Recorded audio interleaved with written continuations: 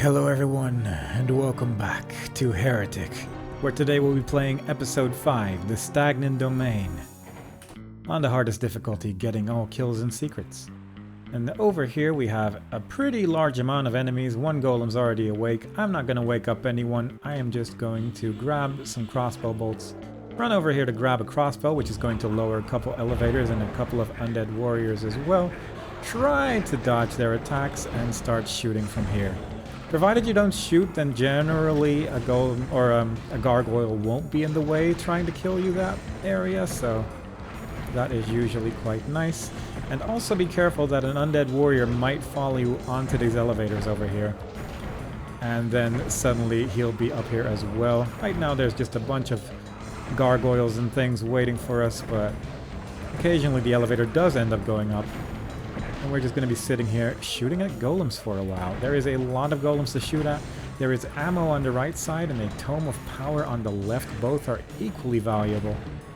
But I'm going for the ammo first before going to the other side and grabbing the tome of power after killing just a few more golems on this side as well.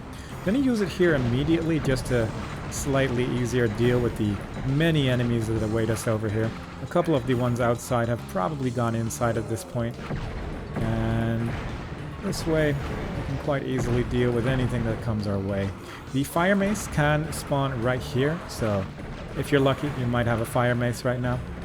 Instead, I'm just going to go back inside with our tome of power and grab one of the power-ups that also lower it, because when you grab one of these hourglasses or the backpack in the middle here, it's going to raise up 4 more undead warriors, and since our Tome of Power is still active for just a second there, it should hopefully deal a little bit of extra damage. Gonna grab the gauntlets of the Necromancer that are waiting for us at the start, and I'm just gonna sit here and shoot at golems for a while the undead warriors will make their way outside, making them a little bit easier to kill in this large open area. There's also a small cave over here with a couple of nitro golems inside. We can't quite go in there yet, but they might be able to hit you from time to time, so definitely be mindful of that as well. And try to kill the remaining undead warriors here. I believe there's still a gargoyle to my left. There's 2 in fact. But overall, once you get the start down, most of the things aren't too much of a bother. Just watch out for that undead warrior that's still shooting at me. I'm gonna lower these elevators one more time to deal with the remaining enemies in this place. I don't know what I'm shooting at up there, but it was a little bit inconvenient, unfortunately, when the auto-aim does that. I think there's still a golem over there, but I'm just going to make sure that both of the areas are entirely cleared out. Plus this way I can get a little bit more ammo as well. Now going inside here and grabbing the yellow key that's right here, it also opens up a couple of areas in that mountainous place. And I will reach that in just a second there. Grab the torch. The torch is going to be useful later on as well, believe it or not. But kill the remaining golem and move on over here to get a shadow sphere. Now, on this cliff, a fire mace can spawn as well. I forgot that I didn't kill that undead warrior, so I got an axe in the face. And since we got the gauntlets of the Necromancer, I'm going to start using them in here as well, because these golems generally go into a pain state when you attack them with this thing. I'm going to take a little bit of damage here and there, and occasionally there's going to be a nitro golem, so watch out for those obviously, but it does save quite a significant amount of ammo to kill all the golems with a gauntlets rather than the dragon claw that we just picked up in that area. But there is plenty of ammo available here as well, so I'm not going to worry about it too much. Occasionally the golems don't see you, which is convenient, but definitely still be careful because sometimes they do, and then suddenly everything becomes a lot more dangerous. Now moving slightly further ahead, in this room is a morph ovum, and grabbing the morph ovum is going to make the entire maze dark, or at least when entering this room the entire maze is going to go dark. So I'm actually going to go back in this area first and just deal with the remaining enemies before going into that room and making a whole bunch of it dark. I said the entire maze, it's more just most of it. It's like large sections become darkened, and it's just very tedious to edit out darkness in a video, so I'd rather not.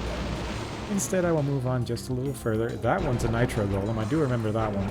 I believe the other ones might be regular ones. I honestly don't fully remember. If they die quickly, it's most likely that they were a regular golem rather than a nitro golem. but that one's kind of hard to judge before you kill them, so, you know, keep it all in mind. Grab all the health that you can get. There is also some flasks here, so I'm going to use one of those. And the green key door is over here, which we'll be getting back to in a minute. But first of all, I'm going to kill this remaining golem right here. And we picked up a couple hourglasses earlier, which I like. But also, if you just want to beat the level and not get all kills, all you need to do is press this button and then touch the elevator. And that's actually enough to progress the level onwards.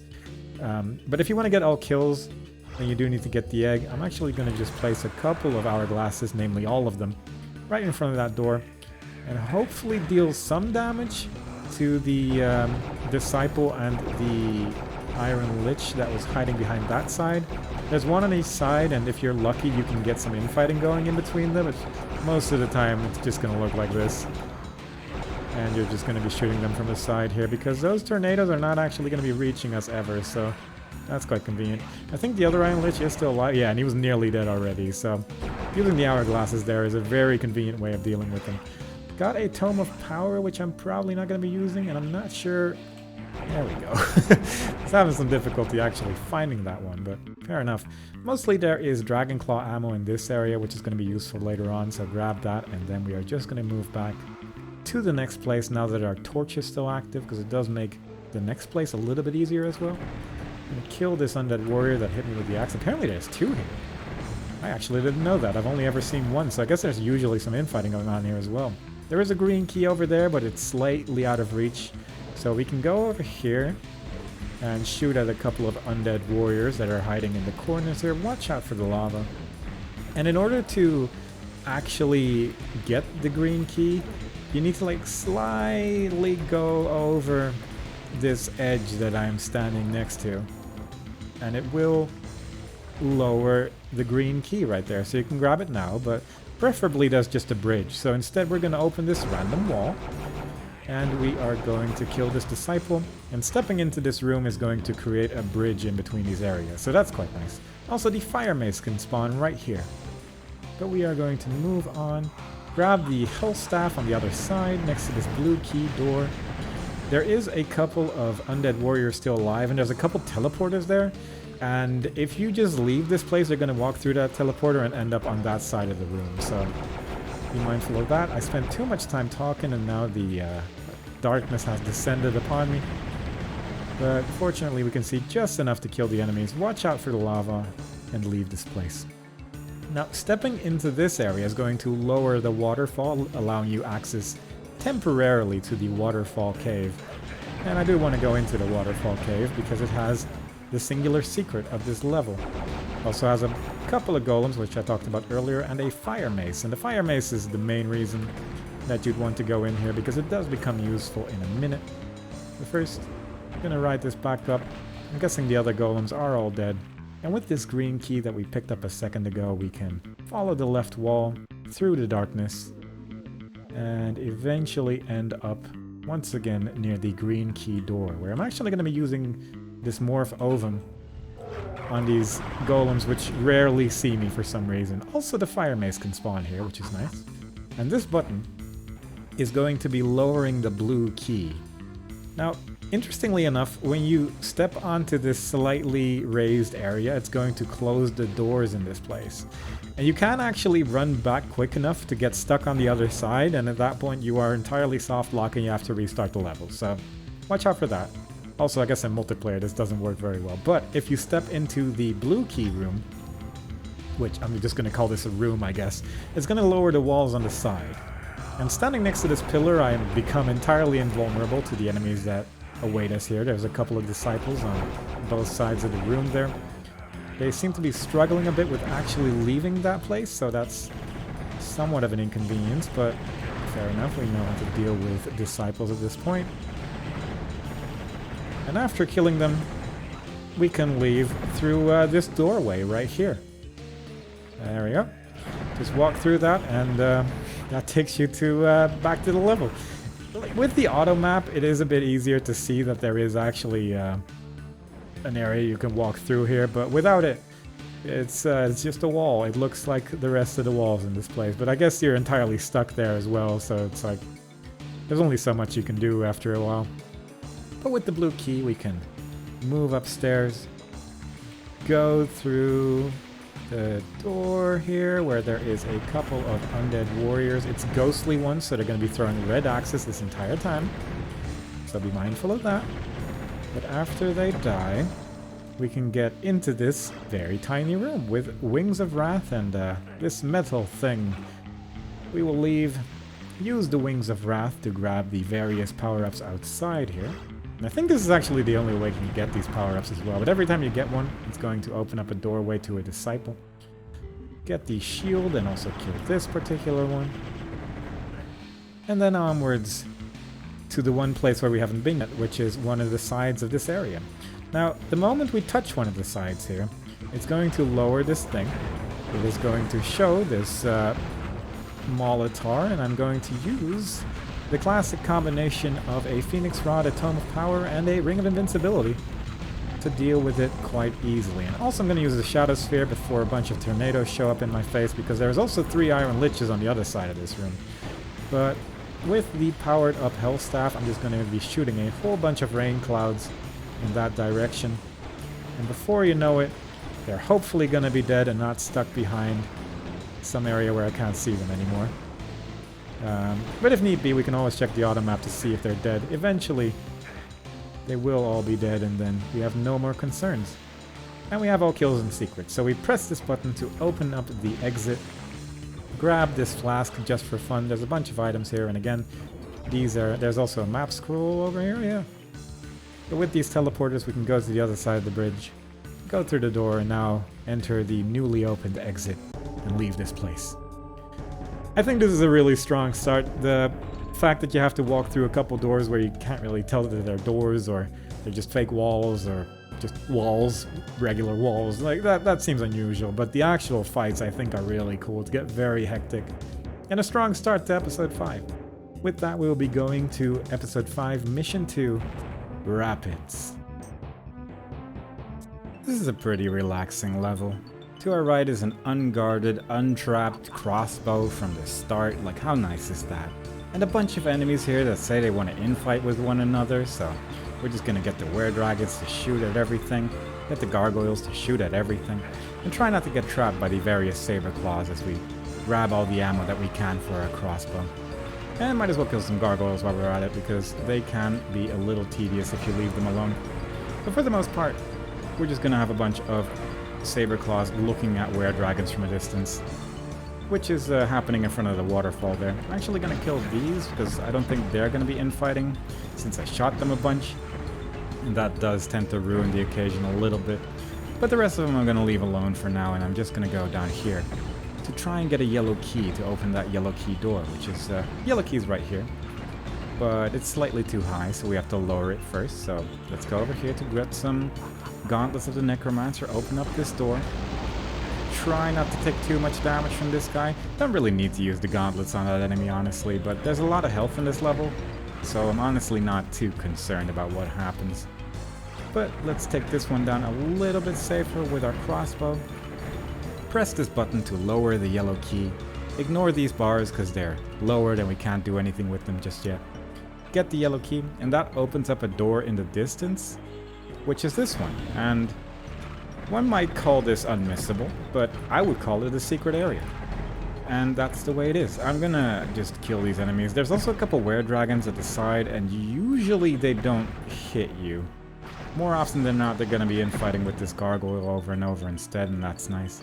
But yeah, quite frequently this one just shoots the floor, so just gonna sit here, shoot him from a distance, grab a bunch of flasks that are on both sides of the lava, use a couple of them. And over there is a fire mace, but when we enter this room, this thing is going to raise, and also the walls behind the fire mace are going to lower and show up a bunch of were-dragons.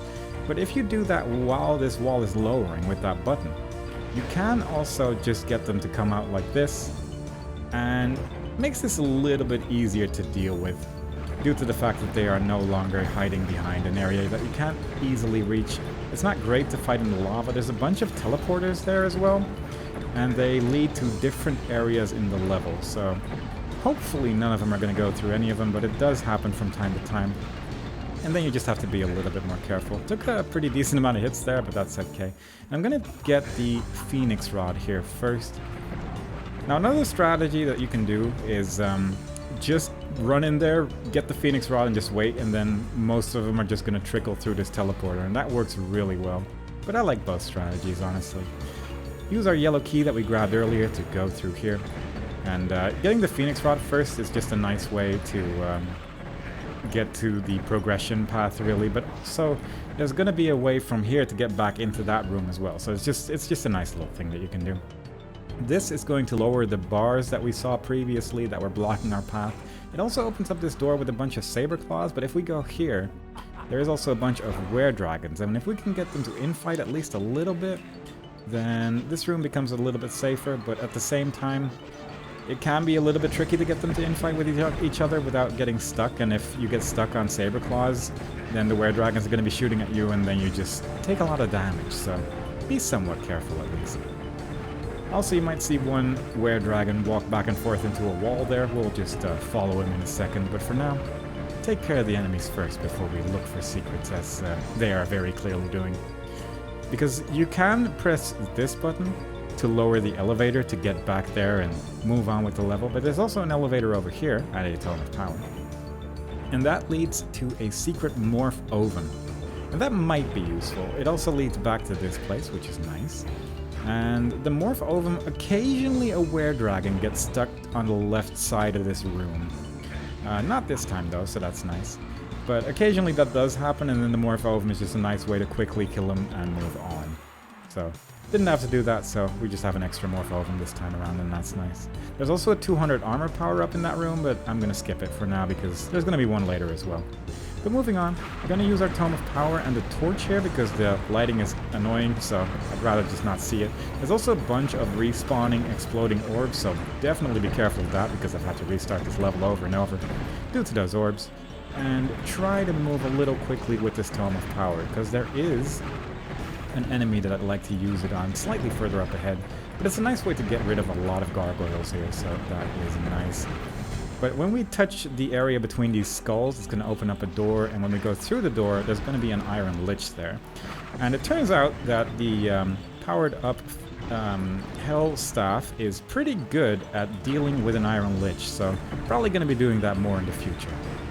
But for now, kill a couple more gargoyles, grab a backpack. This is not even a real secret area, it's just an unofficial one.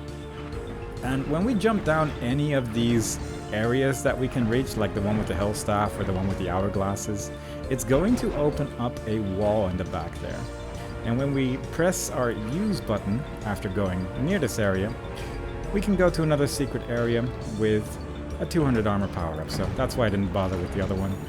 Over here, I believe is just another Hell Staff, which we're full on ammo, so we don't need to get that. And over here is a bunch of hourglasses, which never hurts. And now we're going to go down the rapids, kill a couple more enemies.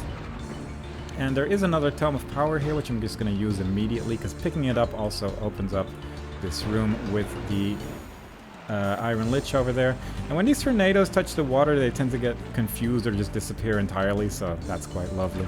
And with this Tome of Power, I'm just going to kill these remaining enemies and grab the green key, which we can use on the green door, which is also hiding in this room right here.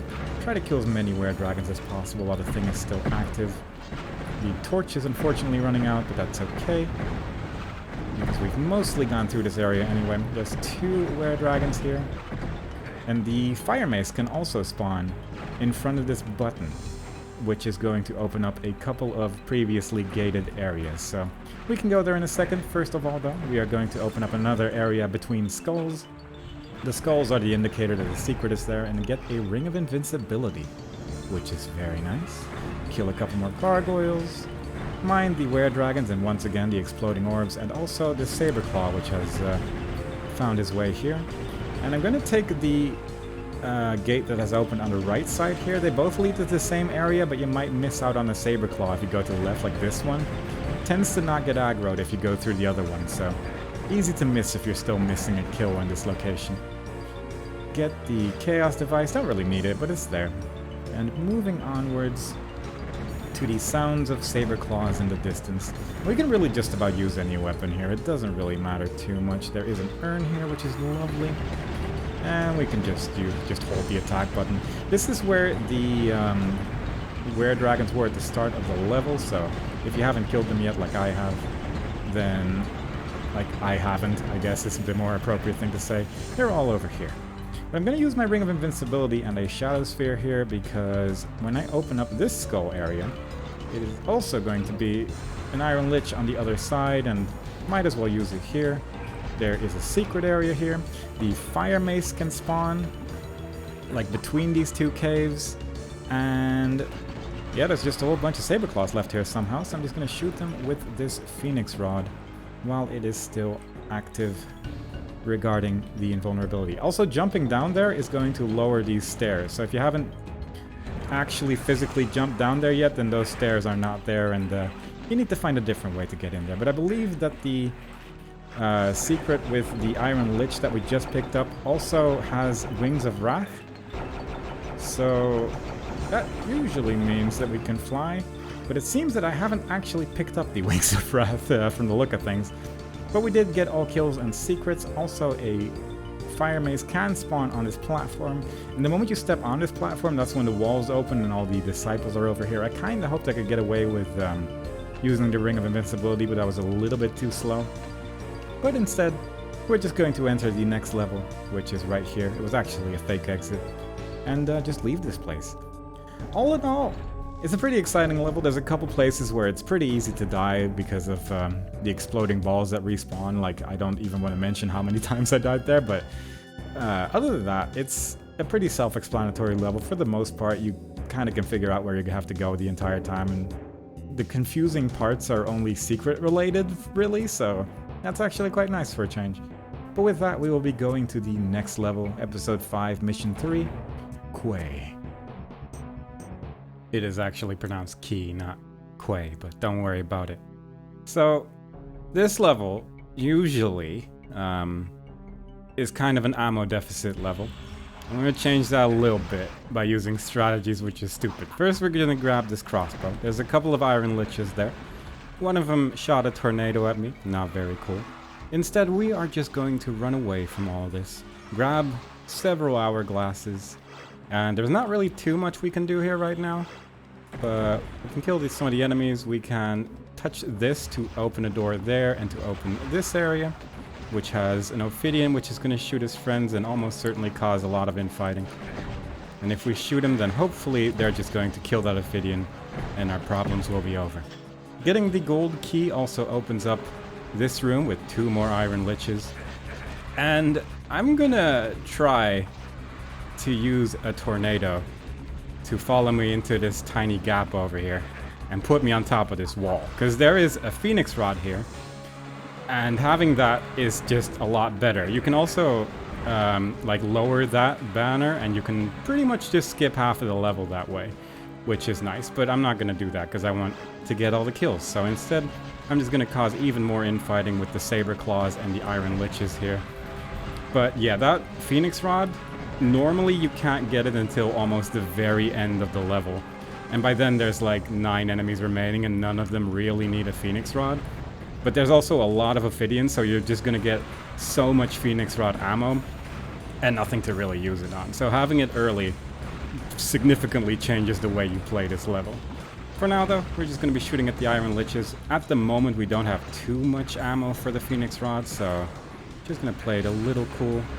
Try to kill the ones downstairs, and since we have exactly 30 bullets missing, let's grab this quiver. This is also a secret area and has a Ring of Invincibility. And also, when we left the starting area, it actually opened up a couple doors there as well. So we're just gonna go back up here with these stairs, and we are going to kill some Ophidians that were hiding on top of the platforms at the start. And usually these are not very good at actually shooting past the wall. Sometimes they might get a couple hits in, but they are the ones dropping the Phoenix Rod ammo. And once again, Phoenix Rod ammo dropped by Ophidians are count as like 7 of these rockets rather than the 1 that you normally get. So with the amount of Ophidians in this level, you're just gonna have a whole bunch. Also, this backpack counts as a secret area. So grab that and move back up again.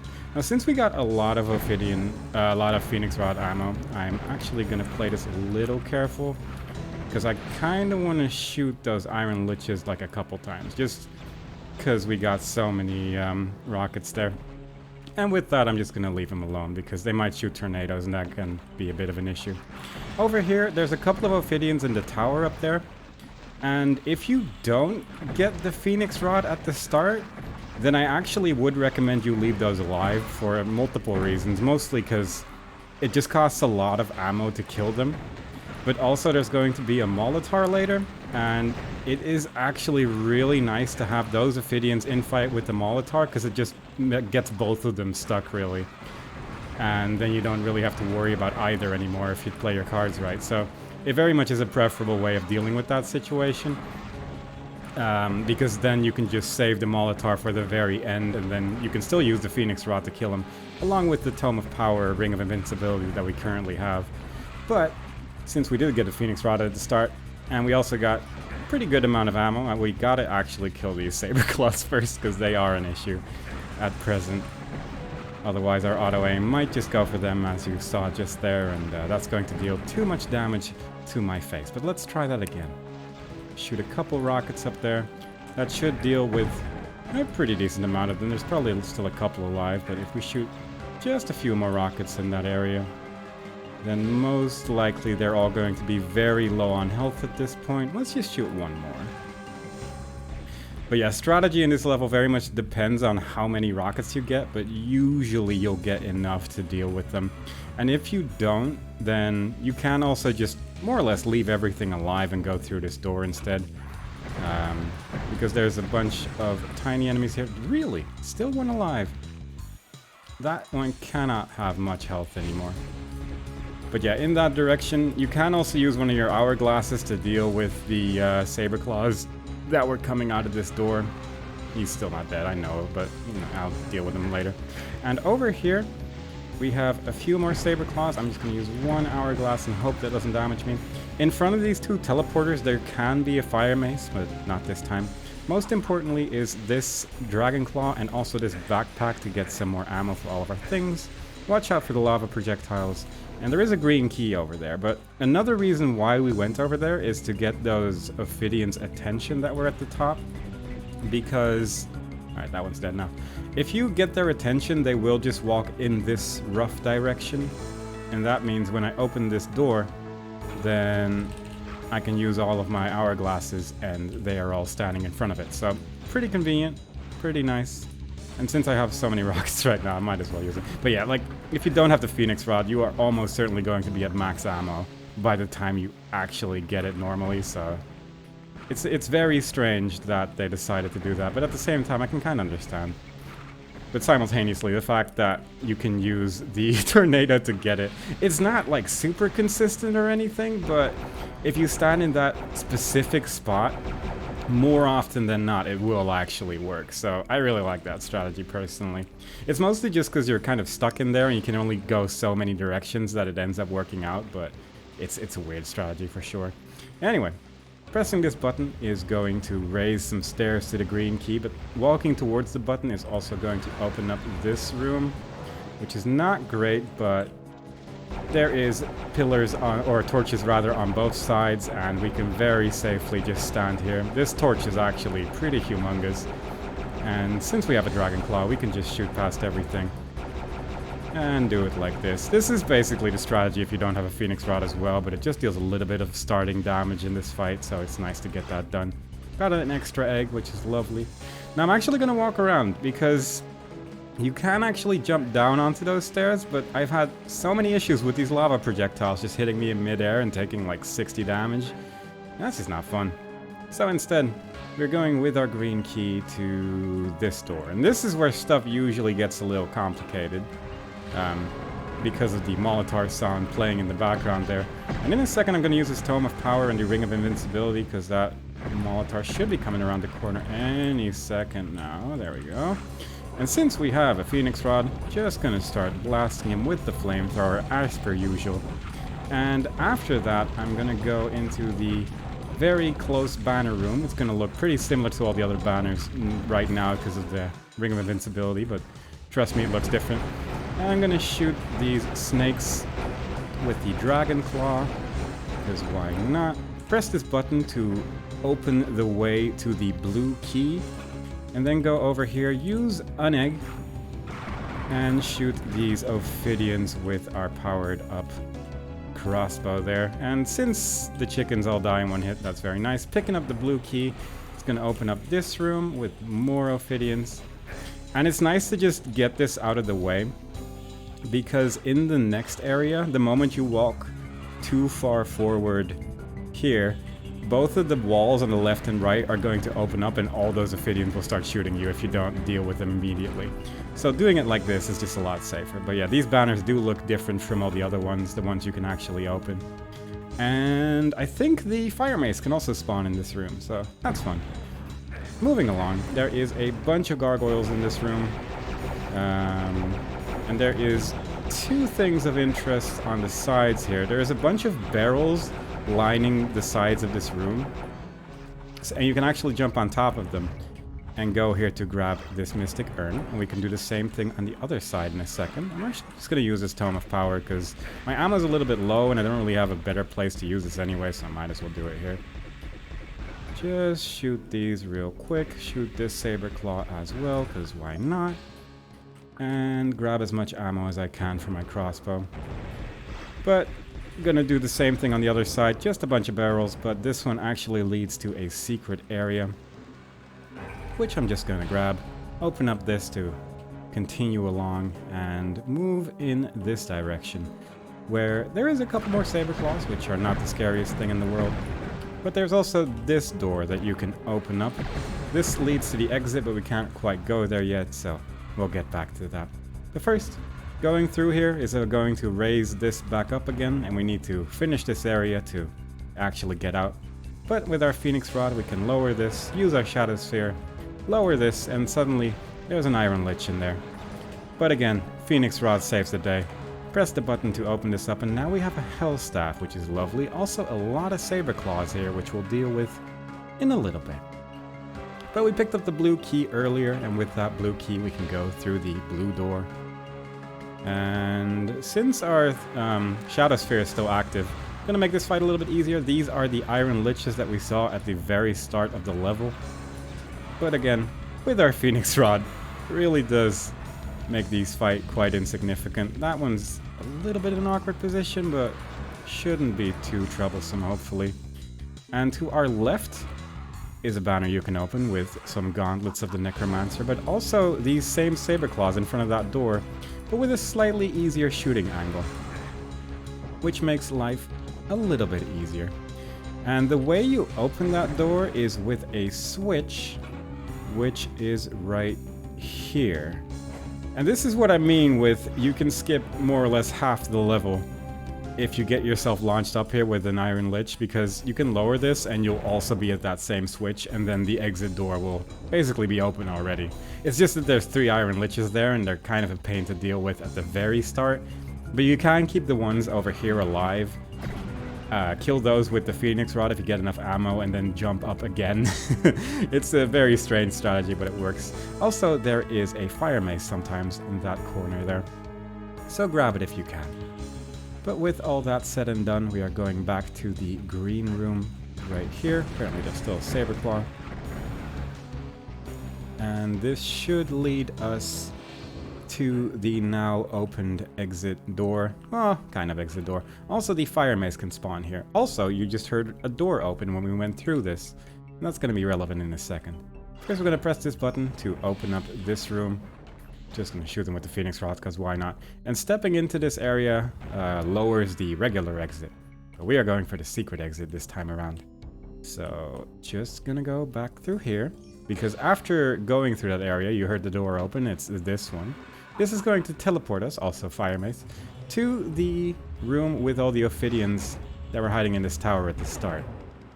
And pressing that button lowers or raises these bars over here. And you can kind of see that gargoyle sitting in the wall there.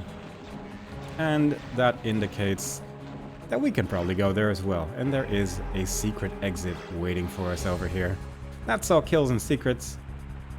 And I just think that strategy is really cool. Like, actually using the tornado to get on top of there. I didn't think there was going to be a way to make that somewhat doable, but specifically if you stand in that corner where the fire mace can spawn, there's only so many places you can go with the tornado, so odds are you are just going to get flung into the Phoenix Rod there. Occasionally, you'll get flung up so high that the other Iron Liches shoot you with fire projectiles and you just die, but it works more often than not, weirdly enough, so, you know, it's just a fun one. But we're going to the secret level, episode 5, mission 9, Skein of Despair. Gonna add a seizure warning to this one. There's a couple areas in this level where the lights turn on and off from 0 brightness to full brightness every second or so, and I did try to avoid it as much as possible with a torch, but watch at your own discretion. It's actually pronounced Skein, not Skein, but don't worry about it. We're in a maze, and there is 0 secrets, 0 fire maces, and just a whole bunch of cool enemies. So we're just going to be firing here for a while, kill the Saber Claw, grab some wand ammo because I'm going to be killing a couple more Saber Claws before moving on. And for the most part, this is Ophidian City, so if you're looking forward to fighting a lot of Ophidians, this is the level for you. Mind the ones that are sitting on corners and can shoot you. That's why I'm in this awkward hallway, because there is one up there as well, so watch out for that. And press this button, which is near the blue key door. It's not really a button, it's more of an elevator, I suppose. But it's the only way to get out of the actual maze area. So I'm gonna lower this again now that the Saber Claw is dead. And I hope this Ophidian is gonna work with me a little bit here. It appears he left, so I'm gonna say yes. The Ophidian did work with me there. Grab the gauntlets and jump back down. It's an easy and safe way to get both the Tome of Power and the gauntlets, provided that that one Ophidian that is on the corner there doesn't decide that it wants to kill you, and that does happen fairly frequently. And just gonna pick up a couple things from the maze, but there's not too much exciting stuff there, so instead, I'm gonna lower this again. And in a second, we will try to go for the crossbow. That is a little ways away, but hopefully we can get it, get some ammo on the way, and use the Tome of Power immediately as well. It's nice that our health is decent because it means I can take a hit, but also with the gauntlets, we can get our health back quite safely as well. And I want to use this Tome of Power to really get as much out of it as possible in terms of actually getting where I need to be. So I'm going to kill these Ophidians with it, which are guarding a button to progress through the level. Try not to die. Press this button and use the gauntlets on this Ophidian to just get your health back. And hopefully it doesn't run out too soon.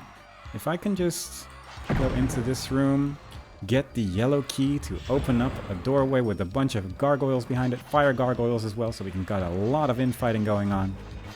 And now we just sort of try to survive for a minute, because there's a lot of enemies here clearly, and there's a lot of Ophidians coming our way from the side there.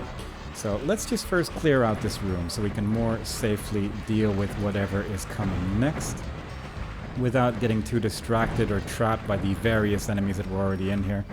But we walk past a room with a lot of Ophidians inside it, and they are all going to try to go this way. So that is not ideal, but we did get a Dragon Claw in that one room where I killed the Ophidian earlier. So we can use that to sit around corners and carefully try to shoot everyone. There's a backpack in that room, which I want. And there's also Ophidians coming from that side, really? Oh, that's a little annoying. No, there's not. Where did I mean, I think I'm hearing one, so most likely there actually is one in there, but having trouble finding it now. But just gonna take my time here. Try to clear out as much as possible. Gonna use a couple well, one flask at least. And get this backpack, this flask as well. And we grabbed an egg somewhere. Don't worry about it. And I'm going to use it on these Ophidians right here that have all gotten outside to play. Just to make life a little bit easier on myself, especially ammo related. But I want to go in here. And there was a torch in the fire gargoyle area, which I'm going to use for now just to make the lighting a little bit less unbearable. And we're going to clear out this whole place just to get these Wings of Wrath. Really, that's the main reason that we went inside here. But also I just want to kill every single Ophidian that's hiding around the maze area, just so I don't have to worry about them ever again. Plus there's a couple of useful weapons around the arena as well, so really that's just lovely. Kill the Saber Claw. Don't go all the way over there because there's no blinking lights in that direction and our torch will run out if we wait too long with it, so first just going to clear out these areas. Mind the big fireball. The other ones don't hurt as much, but they can, so always be careful of everything, really. And when you fly over the maze, then a lot of the Saber Claws are going to get aggroed on you, so that's good, because it means that you don't actually have to go through the maze ever again. It just means that they have to walk to you, and that usually does happen. But after killing this one and this one right here, I will just fly over and get all the goodies that are over there. We'll just actually make sure they didn't aggro anything there. But just gonna fly over all the holes, really, before going into the direction of all the Ophidians over there that are currently fighting that one Saber Claw for no real reason. There is probably still an Ophidian over here, and there is, because they do stand still in front of those doorways, so they can be a little easy to miss. And with all that done, I'm just gonna fly here in front of here. Make sure to pay attention to your Wings of Wrath not accidentally running out while you're flying above the area. Also, there's a Ring of Invincibility there, which is going to be pretty important later, so keep those in mind as well. But I will go over here, which is actually the entrance of that place. And really, Saberclaw. Sometimes I just don't want to die. It is what it is. And unfortunately our torch is running out, so we will just have to deal with the hellscape that is the lighting here, but provided we just close our eyes and shoot, we should be okay. But it is among the worst lighting in this whole game, honestly, and I look forward to never having to look at it again. But shooting at all the Ophidians from the side here, just gonna hold the attack button for a while. The Hellstaff is also quite useful against these guys if you shoot them a little bit earlier and you just shoot from the front door. But when they're around the corner, your Hellstaff has the same issues as their projectiles, so be careful. Another Wings of Wrath power-up, which is going to be a little useful later as well, simply due to the fact that flight's just good, and there's a couple of moments where it just becomes quite imperative to be able to fly. But with all that said and done, that should be all the Ophidians dead at least. And we are currently in the southwestern part of the level, where we can go towards the Yellow Key door, which we picked up in the gargoyle area, as you may remember. I'm gonna use my health staff a little bit more, just because the Saber Claws do have a tendency to drop ammo for it, and it does make it a little bit more tempting. But just gonna kill every single Saber Claw that is hiding in this arena. Before going into probably the coolest room of the level, just a whole bunch of lava flowing down, a whole bunch of Saber Claws, which is always fun, and a button that shows you an Iron Lich, and that's always great. We can get the Iron Lich to infight with the Saber Claws here, and that means we don't have to worry about it. But also, when we pick up the green key that's in the middle underneath the Iron Lich, there is a whole bunch of Ophidians as well. And truly I want the Ophidians to just be infighting with everyone. It saves a little bit of ammo, but also the Ophidians are going to beat every single enemy in this room. So I'd really just prefer if everyone was helping out to deal with this Ophidian nightmare, as I believe I described an earlier level of episode 4. And no, it's this one. this is the nightmare. The other level's actually not too bad. There was only like 8 of them in that one. This one has like 40. Like it's an absurd amount of Ophidians to put in a level, but I mean it's effective. There is also a Shadow Sphere in this room, so I'm gonna get that. But for the main reason to go here is for the green key. So now that we have that, we can leave. I will just circle around the whole area, because the green key door is in the exact opposite direction of the yellow key door. But it's nice to make sure that all the Ophidians are dead before moving on. And possibly we can aggro a few more things in the maze as well if they happen to see us like this, so. For the most part, it does look like all the Ophidians are indeed dead, so no longer have to worry about that. Just gonna use my crossbow here for a minute to deal with these enemies, because it's nice to have Hellstaff ammo for the next room. And most likely some of these Saber Claws are gonna drop a little bit at least. So that's good. But in a second I might switch to the Dragon Claw, because I'm out of ammo. And Hellstaff will work just as well, actually, and Yeah, we're maxed out. We can probably use a couple here. And over here, I'm going to use my Ring of Invincibility, because when we interact with this, there's going to be a bunch of Iron Liches, but also there is a bunch of Wizards. And quite frankly, I just want everyone to be infighting here. It does make life a little easier. At the same time, the Iron Lich's sort of pedestal goes up and down the entire time, so the infighting doesn't really work ideal, but at the same time, as long as you circle around this place, it's not too much of an issue. Plus this way, a lot of the wizards are going to be stuck in the middle of the room if everything goes right. So that's why I'm not even really focusing on the Iron Liches right now either. Like, I'm really just focusing on the wizards. And the Iron Liches are taking a pretty substantial amount of damage from the wizards in this area. So hopefully this should be enough. And at the end of the fight, you can use that Shadow Sphere that we picked up in the previous room to just have the tornado stop following us. So that's nice. All the wizards are dead, so I will just wait for this one to lower again. Everything's nice and quiet except for this singular enemy. And the moment we picked up the blue key, then this thing lowered. And the only way to raise them is to step on one of the pedestals where the Iron Liches were. And that's kind of an important one, because there is a chaos device in the maze. And also every time you step in the middle, it closes the door again, I believe. So also be mindful of that. But if you use the chaos device, then that door stays closed and you cannot open it again. So if you're going for all kills, make sure the door is actually open, because otherwise you're in trouble. Because there is a Phoenix Rod later in the level, and it does make that room a little bit more tolerable, but it doesn't... It's like so late in the level that it doesn't really work, you know? So I'm just going to jump down here, hold the attack button against the various Saber Claws currently in this maze, and hopefully we'll have killed all of them at the end of this, because it is really tedious to try and find Saber Claws afterwards in the maze, because you basically have to go through the entire thing if needed. But I'm just gonna hope for the best, go through the blue key door, which is going through to this area that sort of loops around here, kill a bunch of gargoyles, and just have a good time. We could just go through the door, but I prefer to first deal with all the enemies here.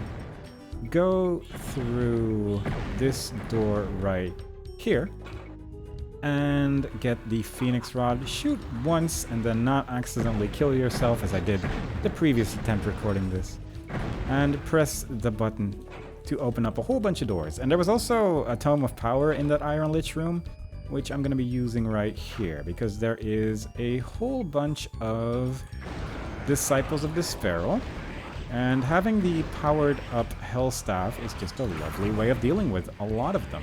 So just gonna make the raindrops fly, get a couple of these in there, try to use a couple of the flasks, and just destroy everything really. No concerns at all. The barrels also keep you kind of safe. Don't venture into that room too far, otherwise the next area is just gonna be a big mess. And do the same thing on this side also, which should destroy them quite quickly.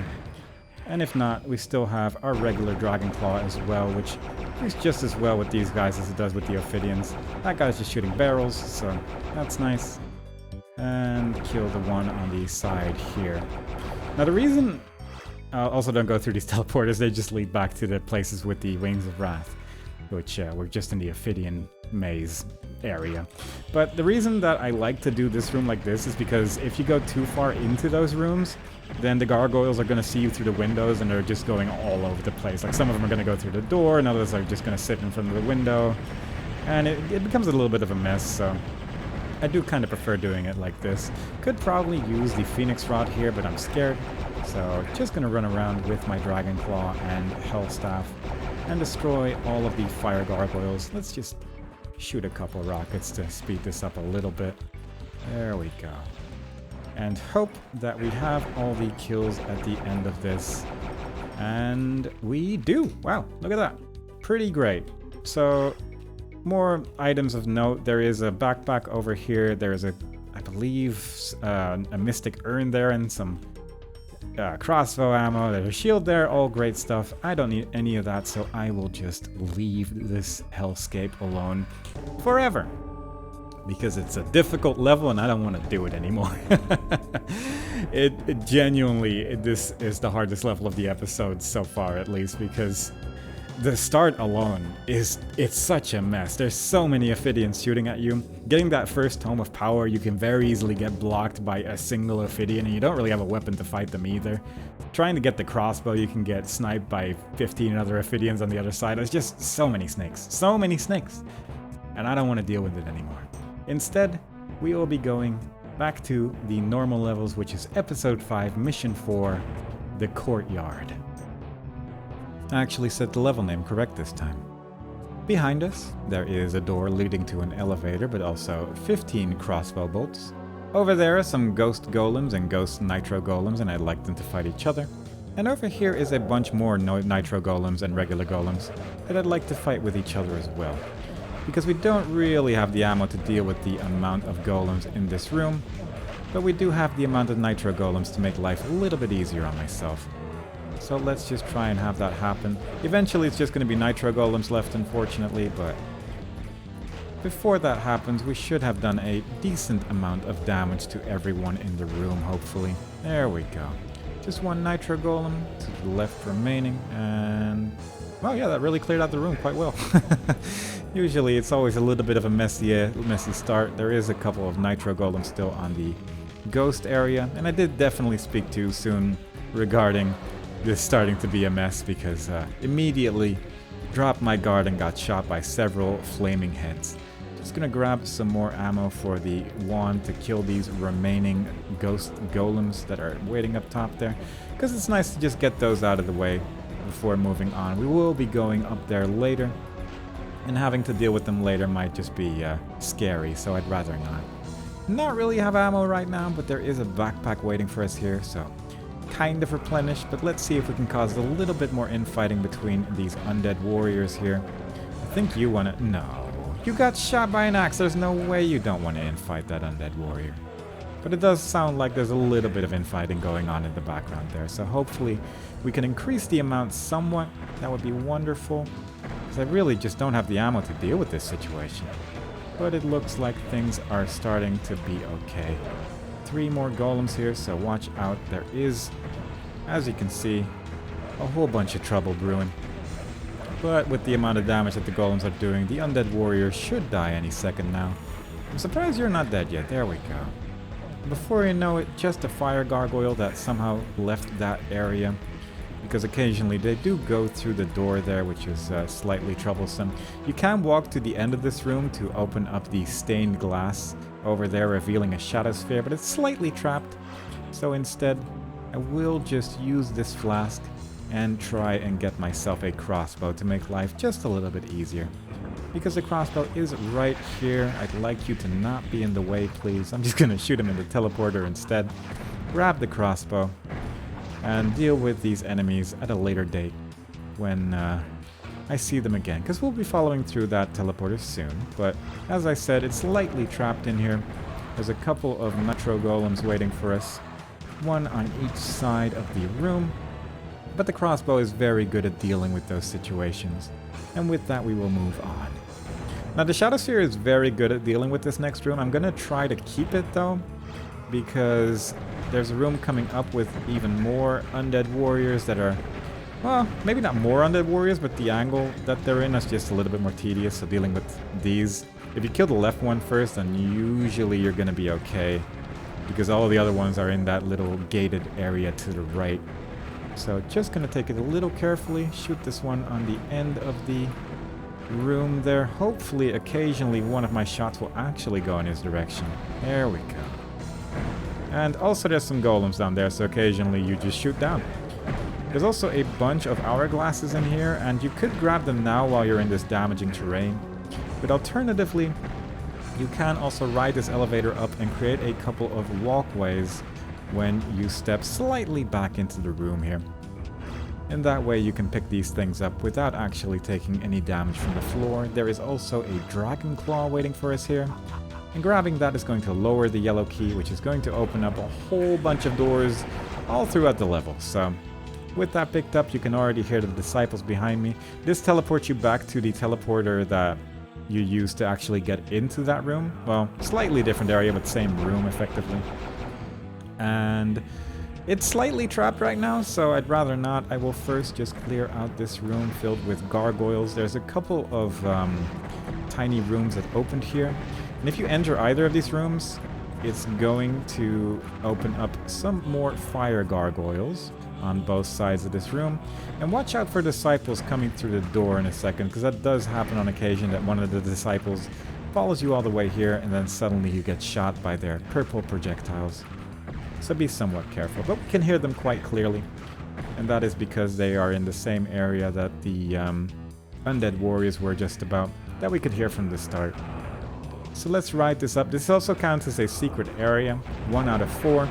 Both of these are sitting in front of the gate here, which is not great. Preferably only one of them was, but it happens. I think they're both dead, but it's kind of dark in there, so just grab all the pickups and leave this place through the doorway here. And before we go through the yellow key pillar right there, I will just deal with the trap that opened up after picking up the yellow key, which is right here, which is there's a disciple on that side of the room, and there's a disciple on that side of the room as well. Just gonna be careful with this one. And with that, move on. Also, right, that does happen. When you step into the room with the disciple in it, it opens up this room with a ghostly undead warrior and a mystic urn. So watch out for that, because I forgot. And also, there are 2 secret areas over here. The areas where the disciples were previously. Just gonna wait for the elevator to go back up. And with all that done, that is 3 out of 4 secrets. And I will just go on to the yellow key pillar, which is occasionally a little tricky to open. You really need to hit it in the middle, otherwise it just won't open for some reason, but otherwise no big deal. It is all damaging terrain, so try not to get too scared. It doesn't deal too much damage. And over here it is just regular golems and regular gargoyles. So again, not the scariest thing in the world, provided you know how to hold your attack button. There is also a health staff over there, but it's also lightly trapped, so I will deal with that just a little bit later. First, going to press this button to lower this stained glass window to reveal another stained glass window. But this is a fake wall stained glass kind of window, and if you walk through it, gonna open up a whole bunch of doors on these little pedestals, revealing a bunch of fire gargoyles, which is not the scariest thing in the world because there is plenty of health in this level.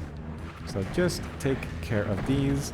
And this is, I guess, also how they tell you how to leave this place, because this stained glass window looks the same as this one, which is actually where you entered through. Like, it's not immediately obvious you're going through a fake wall, but you are. And there are 4 teleporters and also a secret area there. And they all lead to a different pedestal in this room. So we're just going to pick up all the things and then move on to the next room, where I will be using my shadow sphere. Because there is a couple of gargoyles and a fire gargoyle. But there's also a bunch of undead warriors, which we cannot get hit by their ranged attack while we have the shadow sphere active. And also the green key is here, and also the door closed behind us when we entered this room. And you can use that button to leave this place once again. There we go. And since our shadow sphere is still active, I'm just going to grab my Tome of Power and my gauntlets, because there is a hidden door behind this chair. You can open it from here. And when you go up here, that is going to open with a Molitor behind it. But if you use the Tome of Power and just start using your gauntlets, then more often than not, this is what happens. You just use up the whole tome and the Molitor ends up dying. And this is honestly a pretty great strategy that works most of the time, provided there's not other enemies around, unless they're also shooting the Molitor at the time. I usually avoid it because using other weapons means that generally you still have some Tome of Power left and you can use it on other enemies. But this time in particular, it's just very nice to have this Molitor out of the way. The arena here is kind of terrible. We don't have a Phoenix Rod yet, and you could wait a little bit before you get the Phoenix Rod and kill him that way. But at that point, you don't really need the Tome of Power anymore, so it's like, this works just fine. And also, you can use this door to go back again. So that's fun. But yeah, it's a strategy I don't frequently use, but in this room in particular, it is so good. And with that, we can now move on. I will just grab my Morph Ovum because there is a Phoenix Rod here. I'm just gonna open up the trap instead, grab the Phoenix Rod by accident, and I will actually just leave because the moment things get hectic in there, I have a tendency to shoot myself in the face with a rocket launcher, and this time around, I just don't want to live that life. So let's play this a little bit carefully, get the disciples to follow us in this direction. I think the Morph Ovum that I used, the chicken was still a chicken, so that's fun. And more likely than not, they're either all dead or almost dead, so if there's even one alive, I can use my Dragon Claw to take care of them. But they're all dead, so that's nice. If we go into any of these rooms that house the disciples, there is going to be a Iron Lich that shoots a tornado that more often than not gets stuck in the wall. Not really sure why. But with this button, we can get the blue key that was waiting for us and kill 2 more disciples of the Sparrow that were hiding on top of those pillars. Now the following area, there's going to be a lot of ghost golems. I will be using my Ring of Invincibility to, actually first I'm going to use this Chaos device because I don't want to use it by accident. I'm going to use my Ring of Invincibility and try to get the Tome of Power on the other side of the room. And there we go. And also just put down a whole bunch of hourglasses, use the Tome of Power, and start blasting everything with a flamethrower. It is quite windy here, so moving around here can be really awkward. And also, occasionally it might be worthwhile to use the Hellstaff instead. But I do like using the flamethrower on something else than a Molotov for once, so might as well play things a little bit different. And also, we still have our Wings of Wrath that we picked up near the Disciple area just now, which we can use to kill these remaining golems with relative ease. It's a really dangerous room, and I don't like it very much. There's also a whole bunch of disciples waiting for us over here. I am just going to use 1 Hellstaff charge. Unfortunately, I didn't quite hit there, but that's okay. We do still have an egg, which I guess I could use, but I mean, we got it from an Iron Lich and not from the level itself, you know, so I'd rather just keep it. Shoot the Dragon Claw like this while our wings are still active, and otherwise just hide behind the corner here. There's a button here which is going to lower a door, because otherwise this just has a giant pillar in front of it. If you get stuck here, you can use either the Wings of Wrath or the very tiny elevator that's over here to get out of here instead. But with that, we can press this button. We can run to the other side. We should have all kills and secrets as well. And that's that. It's a nice little level. For the most part, it's not too difficult. I think my main struggle in this level is honestly that room with the 4 disciples in it, because if you stand in front of one of the doorways and they hit you with all 3 projectiles, you take so much damage. So you really got to be careful of that part. But other than that, the level is more or less self-explanatory if you know how to deal with the Molotov. And you can skip the Molotov entirely if you don't get the Hellstaff, and you don't really need the Hellstaff either. Unless you really want to use it for the ghost golems, I suppose, which is fair enough. But you can also just take those quite easily if you do it very carefully from the door. But it's not as much fun. But with that, we'll be going to Episode 5, Mission 5, Hydratyr. I actually looked online how to pronounce this level name, but I couldn't find anything. So instead, I'm just going to shoot a couple of ghost nitro golems. I want to try to either kill them or knock them off the edge here, because I don't want to deal with them when they're on this platform. It really is significantly easier when they're either dead or gone. So I'm going to just try to make that happen with the limited ammo that we have, but this one decided not to move at all, so there's going to be 1 remaining, unfortunately. Gonna be an issue for later. I'm not gonna worry about it. Pretty much everything in this level is a ghost except for these 2 regular golems and all the gargoyles, but at least all the golems and undead warriors are more or less gonna be ghosts, so watch out for that. It's gonna be kind of scary, but hopefully we'll survive. Grab the crossbow, grab the torch just to make one room a little bit nicer. And with the crossbow we can kill all of these gargoyles with relative ease. And grab the ammo here as well while we are at it. The crossbow is a little annoying to use in this level just because 2 of the projectiles fly through the enemies because they tend to be ghosts, but it's still quite powerful against regular golems if just the middle projectile hits, so very frequently it is actually kind of worth it. so might as well. There's also just a lot of crossbow ammo in this level, so might as well use it on those. Inside the tower, there's a couple of regular golems, and at the end of this tower, there is a yellow key which we need to progress. And there is also a second staircase here, which I guess I got hit by a ghost, so that's nice. And if you jump off this ledge, it's going to lower this wall, which is going to be very useful because there is so many power-ups on top of this tower, which are incredibly strong. Kill this last ghost nitro golem, and hopefully none of them are going to go that way. Instead, they'll all just go this way, because it's nice and easy to kill them with the crossbow while just hiding behind this pillar from time to time. And it does look like they're cooperating quite well. We'll just use the flask because my health is getting a little low there. But other than that, I'm not too concerned about my current situation. You're still alive, and I think there's still one more... Maybe not. I'm just gonna see what happened. Get the quiver over here to get all of my crossbow bolts back. Get another flask, which is great, and get a Tome of Power, which is going to be very good with the Shadow Sphere that we also picked up on top of that area. Now, over here, there's still regular golem somehow, so that's nice. Opening the door with the yellow key. The door is just going to stay open forever, so I will just run back and let all the projectiles fly by before trying to actually get in there. And kill all the enemies before moving on. Now, if you touch that door, it's going to open up a trap on that side of the room with a bunch of undead warriors, ghostly ones as well, so I'd rather not. Over here, there is one ghost golem as well with some gauntlets next to him. That's fun. Not really going to be using those, but it's nice that they're there. And over here, there is also another ghost golem. But he has a button behind him. Also going to use my torch because there is some irritating lighting in this place, and it's only in this place, so might as well use it here. Somehow there's a golem here. That's new, but fair enough. Might be one of the ones on these staircases because there is one over here and a button that you need to press. And there is a ghost golem over here as well. It wasn't either of these, so I actually don't know what golem that was, but fair enough. Press the button and press this button, which is going to create a wonderful bridge in this lava room.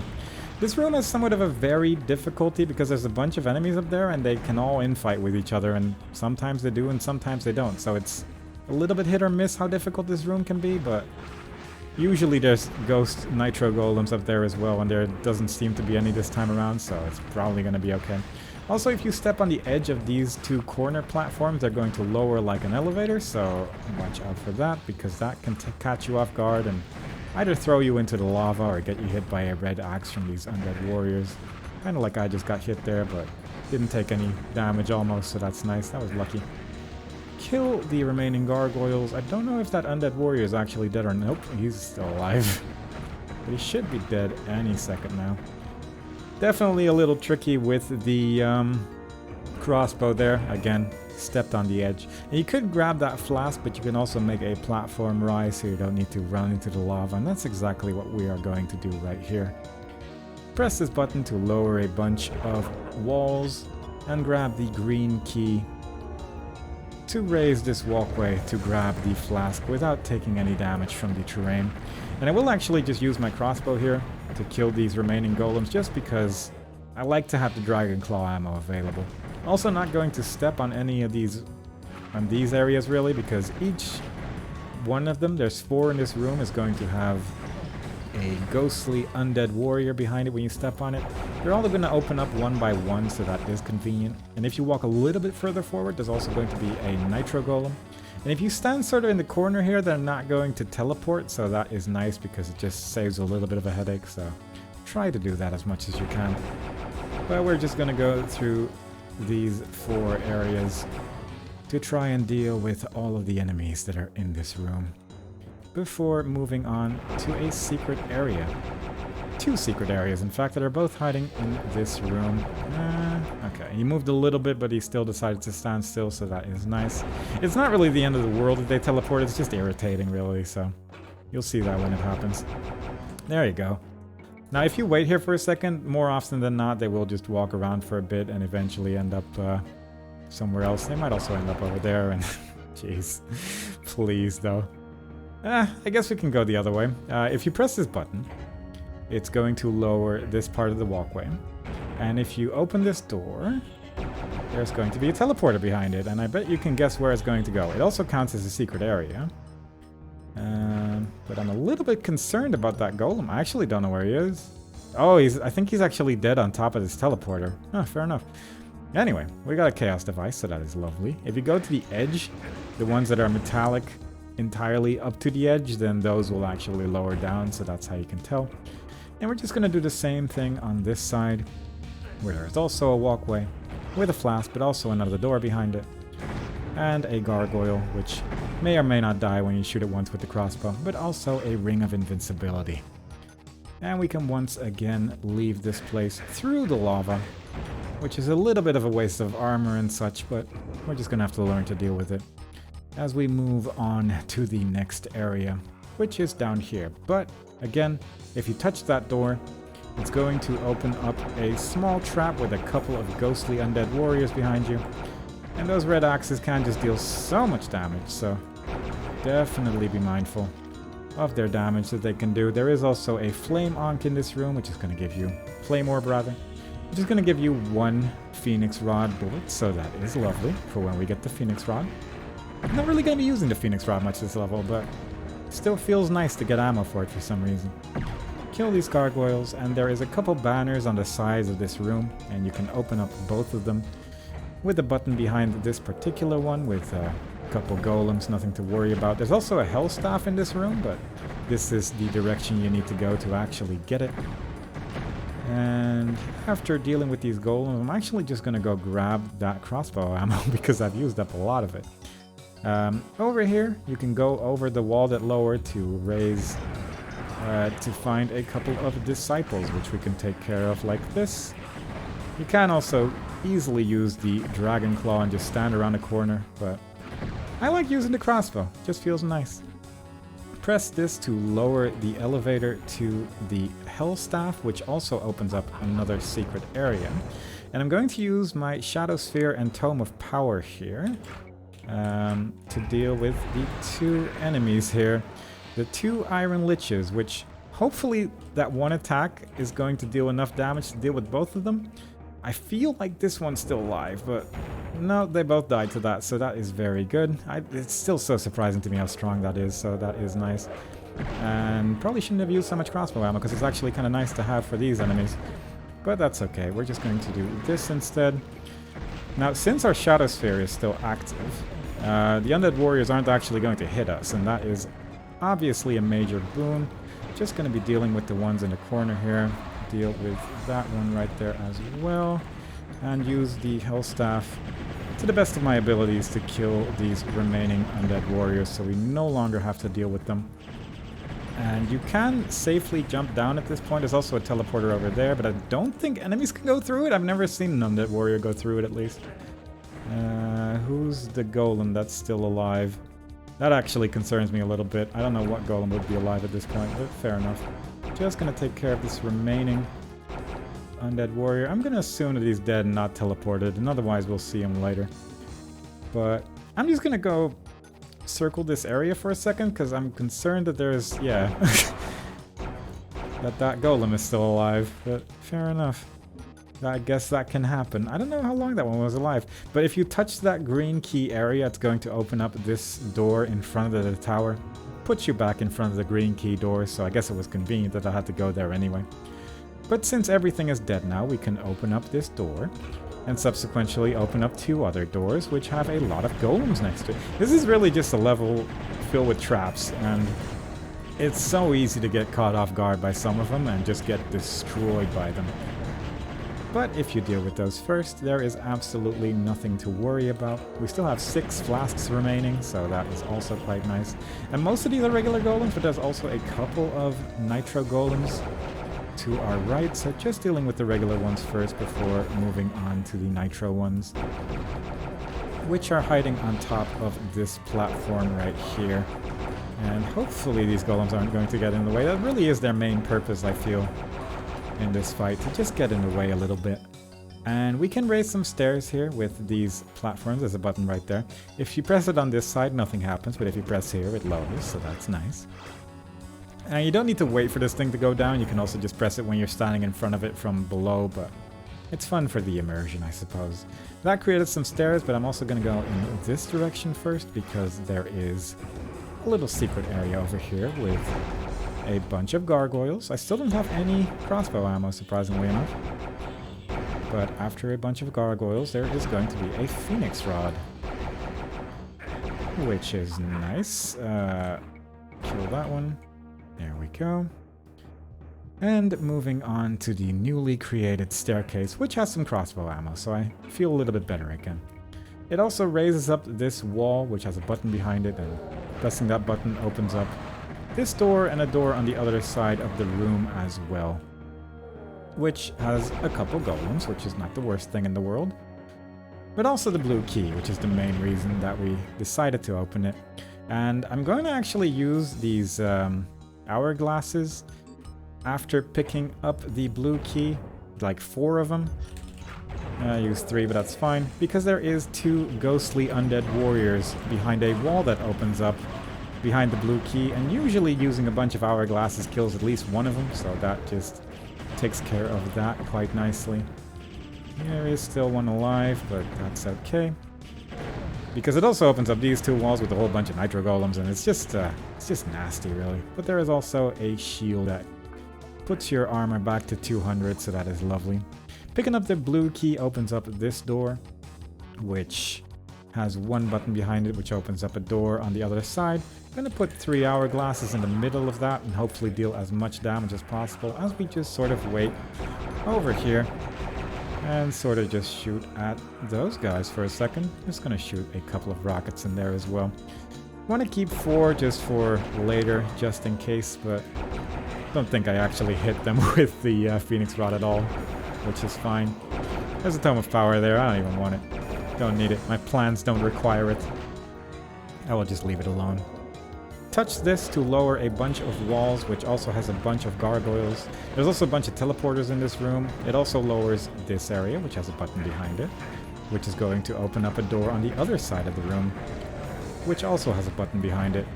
And that button actually lowers the teleporters, so we can move on. But let's just shoot these golems with our Hell Staff, just because all the projectiles actually hit that way, so that is nice. And more often than not, enemies have a tendency to go through those teleporters, as you can see right there, so that's a little annoying, but usually after you've fought here for a while, you can just open up this door and there tends to be a whole bunch of them right outside, so you can deal with them quite easily that way. Please do not leave. Hopefully that killed all of them. Nope. Hopefully that killed all of them. I'm gonna assume that it did. And over here we have a large quantity of teleporters. There is one over here which leads to a secret area and a couple of gargoyles. Also to some Wings of Wrath and a fire mace which can spawn there. Put you over here, which I guess I could have killed that gargoyle from over there, but that's okay. And you can either use the remaining teleporters to find a way to each of these corners. You can also just fly there since we have the Wings of Wrath now. Each of these platforms that had all the undead warriors next to them had a possibility for a fire mace as well. So if you still need that, it could be in any one of those places. But yeah, this teleporter, and this teleporter all go to one of those ledges. This one goes to the top of the castle where we killed all those nitro golems at the start, and this one leads back to the blue key door, which is actually where we need to go. But also, I saw something here, and now I'm a little bit questioning if I actually picked up everything in this room. Because there's a bag of holding here, for instance. Yeah, kind of missed that one. Don't worry about it. We're just going to go back through this teleporter, open up this door to the blue key room, and there's a bunch of gargoyles in here. I'm just going to run in circles here for a second and just shoot wildly to try and kill as much of them as possible. I'm going to go up these stairs right here to deal with a golem. And there is another Tome of Power here, which fits in my planning, so we're just going to use that one instead rather than a silly one dropped by a monster. That would be absurd. And I'm just going to sit here and shoot at the Hell Staff for a second, just to deal with all of the gargoyles that are hanging out, and also some of the golems on the little platforms there. I think these are also just regular golems because not shooting at me, so all in all this is all pretty safe. And after doing all of that, I'm going to use this Tome of Power, actually just the Ring of Invincibility, I think, and press that button. Actually, yeah, I'm going to use the Tome of Power as well, because it spawns, well, it opens up a lot of rooms to a lot of disciples, and it's just nice to do it like this a little bit, deal with the disciples as much as possible, and also this here Iron Lich, which I'm hoping I can kill quite quickly like this. Watch out for the tornadoes. It also opens up, when you open up the Iron Lich room, a whole bunch of closets with nitro golems behind it, so watch out for those. But for the most part, this is going okay, believe it or not. It was a bit of a mess, but honestly, a lot of enemies are dead. And if we just take care of the remaining ones, then I think we should be okay. We still have 9 flasks remaining, so honestly, we were fine from the get-go. But pressing that button to open up all those rooms also opens up this one with a button behind it. And that actually lowers the exit. And at this point, we have all kills and secrets, so we can safely leave. There is a mystic urn on that platform, and you can get it from over here if you so desire. But we are just going to leave instead. It's it's a difficult one for sure. There is so many undead warriors, there's so many ghost golems, everything's a ghost, so the crossbow just becomes completely different. But it's so good, it's such a good level, and even when you don't go up that first structure, it mostly just involves sitting around corners a bit more. And the thing is, like, it's not obvious how you get on top of that structure, right? Because you have to jump off one specific ledge and it's very missable. So it's unfortunate when you do miss it, but it's still doable if you just sit around corners and stuff and just shoot everything with the Dragon Claw instead. But it's very, very much a lot trickier just because of that Shadow Sphere at the start. It's so useful to deal with those undead warriors, so I'm just happy to be done with it. I'm going on to Episode 5, Mission 6, Colonnade.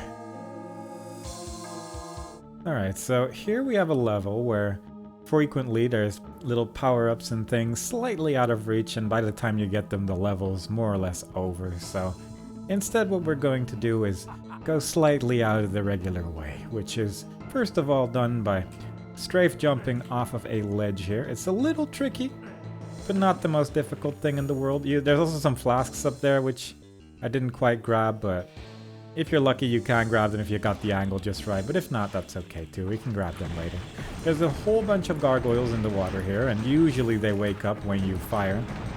But fighting them in the starting area there, it's a little annoying due to how little space you have, and all the gargoyles actually have to fly towards you, and this way we can take the action to them, so that is nice. There's also a teleporter, but it just takes you slightly up there to that Tome of Power. So I'm just first going to deal with the remaining gargoyles, pick up all the ammo in the world here. And you can definitely, like, do without this, but otherwise the Tome of Power is kind of useless, so I'd rather just do it now. But grab the Tome of Power and then quickly run past whatever else could possibly be in this area. There's a couple of undead warriors, but don't worry about it. We are instead going to go inside, use the Tome of Power immediately, and just fight everything in the starting area. Definitely not required, again, that you have the Tome of Power, but there's a lot of undead warriors here, and it's just a nice little benefit. Also, there is a Dragon Claw here, which might be useful later. And I just want to deal as much damage as possible to everything while this Tome of Power is active, just to make life a little bit easier on myself. So just going to go back again. There's also a bunch of undead warriors on the sides shooting through fake walls right now. So mind those, otherwise you're going to take a lot of extra damage that you don't want to take. Hope that that one died, and I'm also just going to try to shoot those golems up there with the Tome of Power. I think I got a couple shots in, so that's pretty good.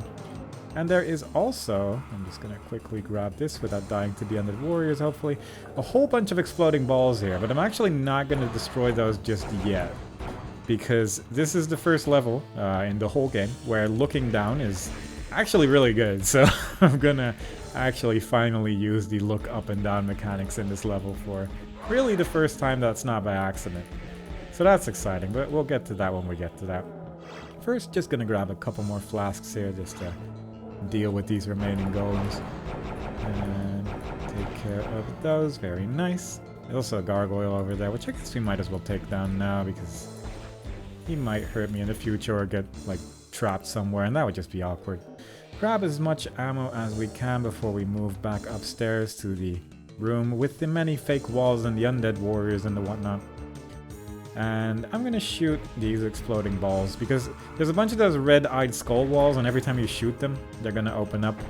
And it's an easier way to deal with the undead warriors that are behind the fake walls. But there's also a bunch of lava over here, and there's an undead warrior in that area as well, who doesn't take damage from lava, so he's just gonna sit here forever.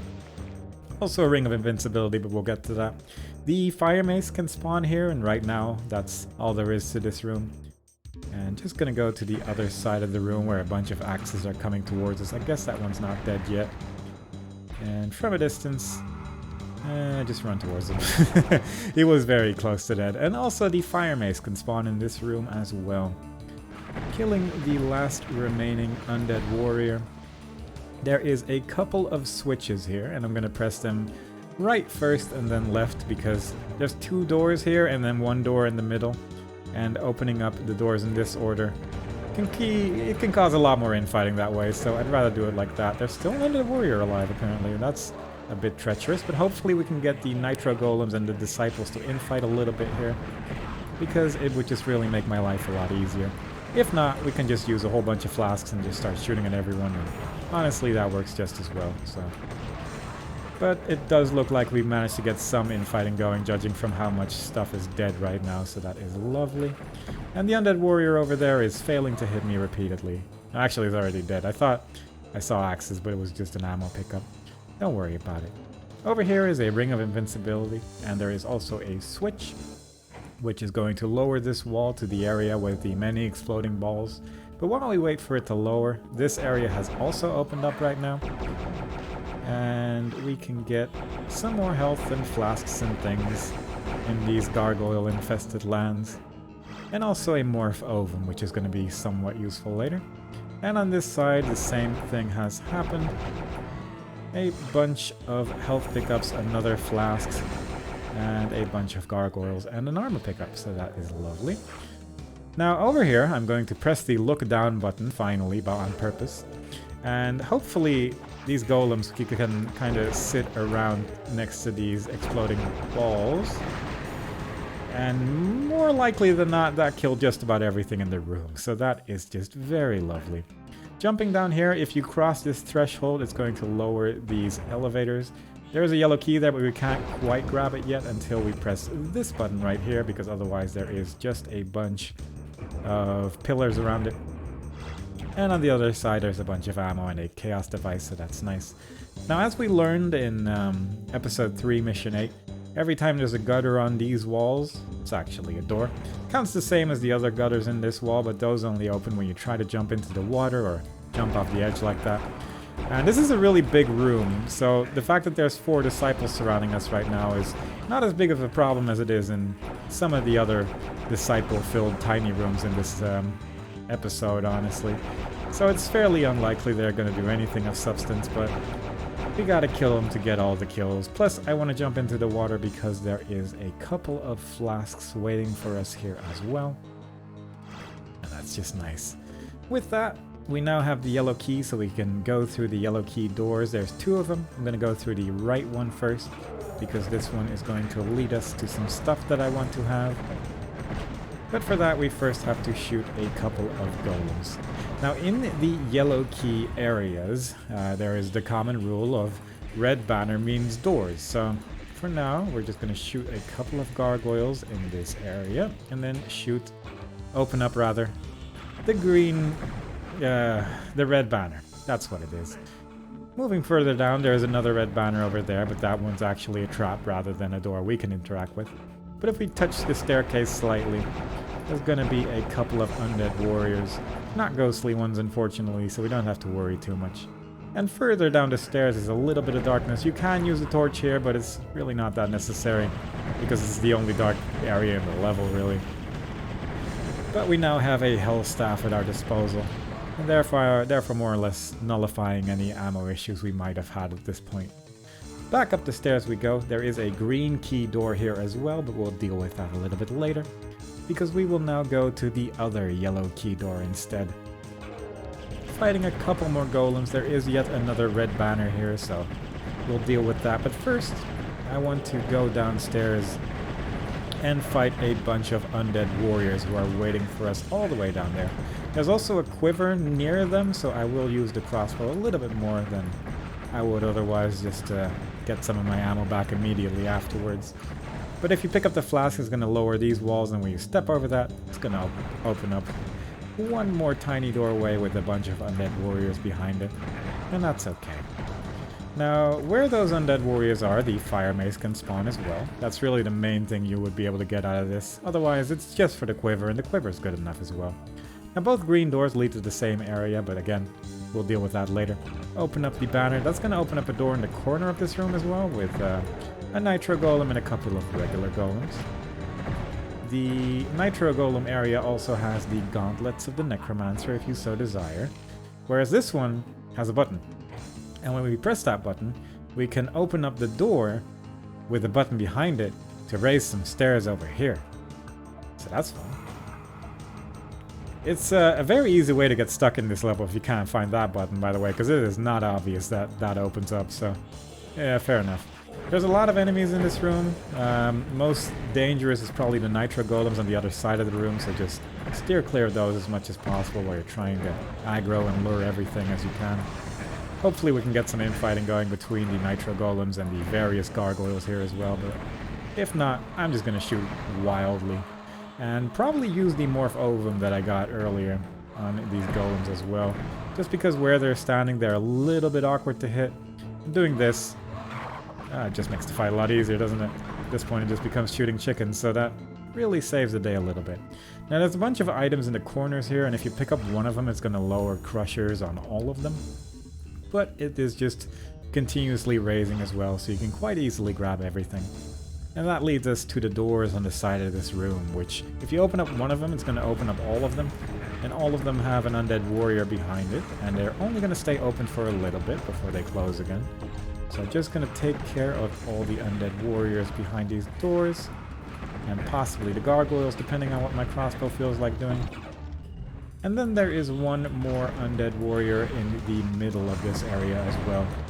Now there is a phoenix rod over there, and technically we can get it, but the strategy to do that right now is incredibly inconsistent, and I'll show it off at the end of the video instead, because there's actually a little bit more interesting stuff related to being able to pick up this phoenix rod early.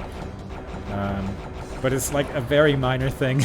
And honestly, it's not worth the effort of trying to beat the beat the level while doing that at the same time. So, for now, just remember that the Phoenix Rod is here, and that you can do interesting stuff with it. But instead, we're gonna go back to this room. There is 3 buttons on these 3 pillars, and they all do a different thing. The furthest one away lowers an elevator, which if you touch it, it's gonna open up a bunch of walls where we can't quite look through on the 3 stained glass windows. One of them has an Iron Lich and the other 2 have Disciples. And if you can get the Disciple to infight with the Iron Lich like this, sometimes you can actually get him to deal a pretty substantial amount of damage. Or he just dies. No, it's still going well. As provided that the Iron Lich continues to shoot at me, which I don't think he is, so I'm actually just going to help out the Disciple a little bit here. Just imagine there's an Iron Lich there, don't worry about it. But since the auto-aim stopped, I'm gonna assume that the Iron Lich is dead. The tornado is making that Disciple fly all over the room, so that's exciting. And there we go. Now, if we press that again, we can lower the elevator to grab the green key. And behind this is a shield pickup, and also a bunch of tiny empty rooms with a whole bunch of nothing. Now, if we press the middle button, which is right here, it's going to open up 2 more doors with 2 more Disciples in those tiny rooms. And I'm just going to kill the Disciples real quick. Kill that one as well. Very good. And I'm just going to leave it at that for now. We're going to now press this button right here, which is going to create a tiny elevator, which we can go through to go back to the start of the level. And I'm going to use the Shadow Sphere here, because there is still all of those undead warriors that we slightly irritated when we jumped here previously. And dealing with them with the Shadow Sphere is just a nice little benefit. which makes all of this a little bit easier, and it's probably the only time the Shadow Sphere is kind of good. You could argue for one more time later in the level, but because you get the Shadow Sphere so late, you can't really use it against any of the other undead warriors at the start. So it's just nice to be able to use it like this and not have to worry about stuff. Also, a bunch of Phoenix Rod ammo, another flask which we can get like this. And with that, we are going to go back to the room with the many buttons, because as you saw previously, it did open up a couple of rooms here. There is 2 teleporters. I'm going to go through the left one first. And there's a tiny maze. Not the most impressive maze in the world, but if we press the button at the end of it, it's going to lower a bunch of gargoyles and also a couple of useful power-ups like that Mystic Urn over there, so that is lovely. Grab that. This, I think, takes you to the green key door, probably. I'm just going to assume that's true and not verify that at all. And there is also a doorway here, which can take you to the start with the staircase where the golems were. But if you jump down this particular area, it's going to lower 2 pillars temporarily with some disciples on it. So I'm just going to wait for that to raise again before shooting him, just to make sure he doesn't accidentally land back on top of the pillar and goes all the way back up again, because that can happen, I do believe. And now we will go through teleporter number 2. Might as well use a flask there, because why not? Which is a similar room with another tiny maze, and it's all good stuff. Both of these tiny mazes can hold the fire mace, and I can promise you there's going to be one over here, and let's for once actually use it against the many gargoyles here. This is like not a difficult fight. You can really just do whatever, so otherwise use the health staff, but I never use the thing, so why not from time to time. There's a couple of interesting doors here. I think this goes back to the stairs again. And over here, if we jump down here, there's similar pillar situation happens. There we go. With a couple of disciples, and I'd like to just take care of them first. Because I don't actually want to go back down there again. Let's just kill that last disciple right there. Maybe crush him. Yeah, I did land under the crusher at least, but it only crushed the ammo pickup. Go through the door where there is now a bunch of gargoyles. And you can also open up this, which leads to a whole bunch of ammo where the nitro golems were previously, so that's lovely. And then take the stairs down to get to this map scroll and the last remaining gargoyle.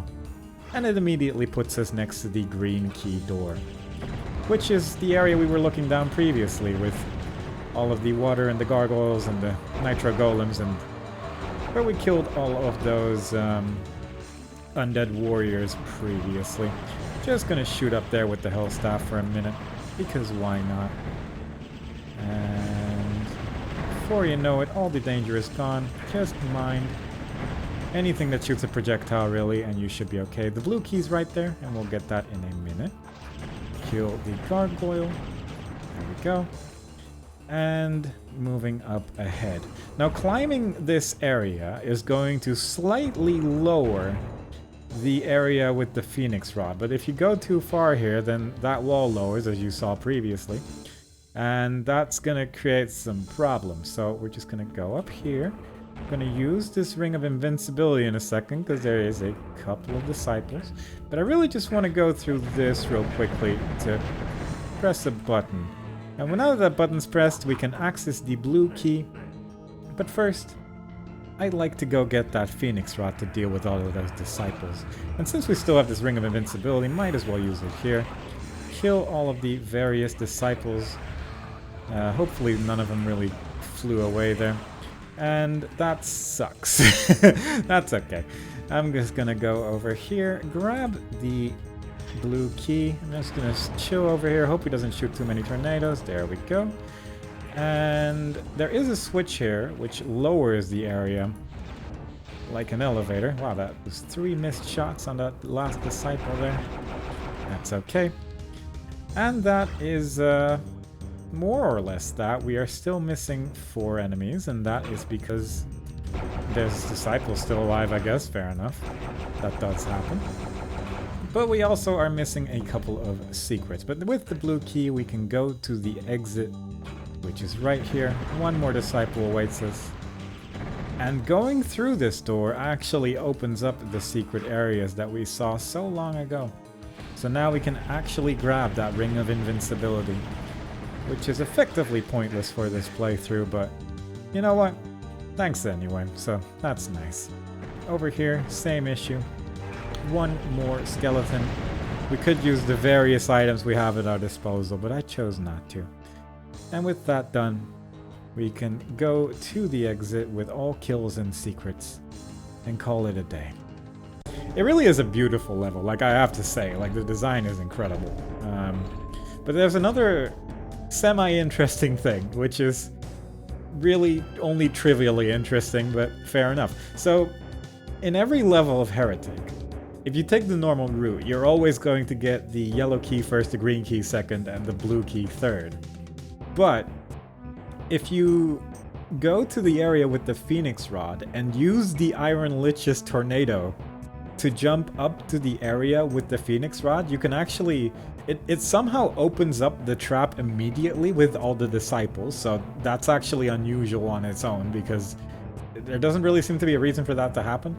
But if you do that, you can just also grab the blue key and just get out of there and finish the level before even touching the green key. So it's, to my knowledge, the only level where you can actually get any keys out of order, but at the same time, all the green key doors lead to that same area, so you're really just skipping the green key entirely. And even without the Chaos device, you can just get out of there again because of the elevator that's next to the Iron Lich down there as well. So it's very unusual. And it's also so incredibly inconsistent that I wasn't going to bother to try to do it during the regular playthrough. But I felt I needed to mention it.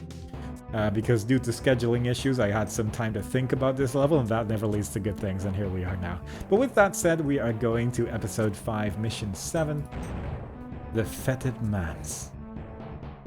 The second to last level of the episode, and it's a fortress surrounded by a giant moat with a lot of Ophidians and saber claws, so I will just run around this entire area, occasionally shooting a snake, so the snakes are going to be shooting at us, and the saber claws are just gonna deal a large quantity of damage, hopefully.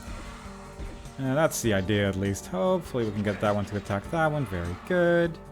And we can do a similar thing with that one over there. And just shoot all of them a little bit, really. Just create a little bit of chaos all over the place as we try to get everyone to fight everyone. And then leave. There is a small bridge here which raises if you go through the middle of it. There's a small area in front of there that actually raises it, and you do need it to be raised to actually continue with this part of the level. Let's just deal with that one real quick. And over here we have a yellow key, so definitely do need to go here at some point. Just mind all the snakes trying to kill you while you're trying to do this. As we proceed to the actual interior of the fortress that is filled with yet more saber claws and a disciple shooting at us. I'm gonna try to just run past everything for a minute here because really only shooting things that are in the way. Because I just want to save up as much stuff as possible to deal with some rather annoying battles. And dealing with them like this makes life a little bit easier. Just gonna get this Ring of Invincibility as well as these saber claws are continuing to fight everything that moves. And onwards to a tricky part, which is waiting for us over here. Gonna lower all these stained glass windows and hide down here for a while as all the Ophidians in the middle of the map are trying to reach us. And after a little bit of waiting, gonna use this Ring of Invincibility and this Tome of Power as well to kill all of the disciples that are hiding behind these stained glass windows. Because I find that these enemies in particular are very good at killing me later on, and it's just very nice to get them out of the way. Plus there's a bunch of flasks here as well. And from there we can also move on to going up here to press a button, which is guarded by one Ophidian. There we go. Shoot a whole bunch of shots in the direction of those Ophidians right there. And now move over here to get a Dragon Claw, which is also going to be rather effective at dealing with the Ophidians up here, who have now all more or less converged in the same area, because I decided to wait next to those stained glass windows for a little bit. I'm gonna go over here where there's another door that you can open to pick up some more health and quiver. The quiver is going to be useful after I've shot a lot of shots, so I'm just gonna try to use a little bit more ammo There is a shadow sphere here, but it's sadly a bit useless, so I'm just going to probably ignore that I have it for the remainder of the level. And instead, just shoot some more snakes. Still quite a decent amount of ammo available outside here, so I will just use my crossbow as much as possible. We do not currently have a backpack, unfortunately, so really trying to save up certain ammo power-ups before moving on. This is not a great place to fight these snakes, but I mean, I'm just gonna do what I feel like doing and hope it works out. You know, all in all, if you do slight movements to avoid their projectiles, usually you'll get a decent amount of damage in and won't take too much damage from them in the end. And so far it seems to be working out alright, so I'm just gonna live with my choices. There is still a bunch of tiny 10 health pickups all over this moat, so I will just run back here and occasionally deal with an enemy here and there. As there is a fire gargoyle waiting for us up there as well, let's just take care of that one from a distance. And let's find our way back into the tower. These saber claws are all trying to fight the ones upstairs there, and they're not going to succeed, unfortunately, but hopefully we can get a little bit of stuff going on over here. Maybe kill that one right there. That would actually be really ideal if that one was dead. If not, I'll just leave. Don't worry about it. We're going to go to the left this time around because there is a bunch of stuff available for us here as well. Most notably, probably this torch for one room in the whole level, but that torch is going to be active for a while. And this staircase is raised by the button that we pressed near the blue key and dragon claw area right there. So that is why we are actually able to continue with this level. Because otherwise we'd be stuck until we actually press that button. But with that, gonna maybe kill a couple more gargoyles here. There's quite a lot of them here actually, I'm surprised. Somehow they all managed to find their way here, so I'm just gonna chill here for a while. Hopefully the Ophidian above me isn't gonna shoot me, but there is at least some Ophidian still trying to attack me here. So if we can take care of the one in the middle, that might make things a little nicer already. But for the most part, this is just a try to find a nice place to fight Ophidians and gargoyles and such. Though I am surprised by the large number of gargoyles there. Usually there's not that many of them in here. But there is a wall here, so we are a little bit protected at least. Plus we can use some of these torches to fight the remaining Ophidians up here as well, without any real danger. Using the standard method of standing behind a torch works here as well, as these two are quite close to each other. That one fell down, which just means we have to deal with it a little bit later, but it is not the end of the world. Run over this pit to grab the various ammo. And now that a lot of the Ophidians are dead, and I will just try to shoot that one with my elven wand behind this torch just to deal with it now, and we won't have to deal with it anymore later. Takes a while, but it gets the job done. I'm gonna do a diagonal jump like this to try and jump into the water to grab the green key. It's also going to lower a bunch of walls on the top area, which is convenient because it means that we can actually go over this and grab the remaining power-ups and kill the remaining Ophidians as well. But mostly the power-ups are nice. There is a bunch of flasks in that area, and I will just switch to the Dragon Claw for a second here to deal with that one. Just because some of these shots are a little bit easier to do when your weapon is not projectile based. Let's just wait for a couple of more projectiles there. There we go. Before you know it, we can't actually pick up any more Phoenix Rod ammo since we're maxed out right now. But we might be able to grab that later since there is a backpack in this level. But we need to actually go through the green key door to get that. I think there's still a Ophidian alive there. Yes, there is, but he's dead now. And there is one all the way over there, which I'll deal with in just a moment. Back to the staircase, back to the green key door. We'll be going through there any second now, but I just want to make sure that everything is cleared out. Make life just a little bit nicer for myself. Grab a couple more flasks in this top area. There's actually quite a lot of them, so that is going to help out in the long run to just have those out of the way. Kill this remaining Ophidian over here. There is one that fell down as well, so we'll just need to try and get that one in a second. And there is one below this area, I believe, because I'm hearing it slither the entire time, but we'll deal with that when we deal with it. Not gonna worry myself about it just now. Instead, time to finally actually go through the green key door, which has been waiting for us over here for such a long time. Just gotta make sure this saber claw doesn't get in the way when you're trying to cross, because otherwise you fall down. But the staircase is not too far away, fortunately. So it's not too big of a concern. It's just mildly annoying. Watch out for the Ophidians on the right side of the green key door. You may have seen them shoot a little bit from time to time, but they're right there. And I will take care of them in a second, but first, watch out for the disciple that has now reached the front of this door. Sometimes this one gets outside of the structure, and you have to fight them like while you're in the moat. And I'm not sure what kind of movement you need to do to make that happen, but I mean, occasionally it is nice to just get this one out of the way, because fighting in a hallway like this can be quite dangerous. Grab the various hourglasses and the map scroll, because why not? And first we're going to go through this door, which has a hell staff, which more or less reduces all of our ammo problems that we might have had. So that is nice. Kill that one. Really getting a lot of use out of my aim down mechanic finally, after all these levels. And since we have a hell staff now, I will once again go back to the green key door, which is waiting for us all the way over here. And that hell staff is going to make killing a couple of Ophidians just a little bit easier than it otherwise would be. And those are the ones that are on the other side right there, because there is going to be a teleporter later, and it teleports you right in the middle of those. So killing these right now, it's just a nice little thing to do. Makes life just a little bit easier. I think they're all dead, which is... no, there's still one alive. It's just that he's stuck behind a torch. So I'm actually gonna just wait around the corner here for a second to make sure that one actually moves in our direction. Because it did seem unusual that they both died so quickly, since there isn't really anything that can attack them up there, but that time they did actually die.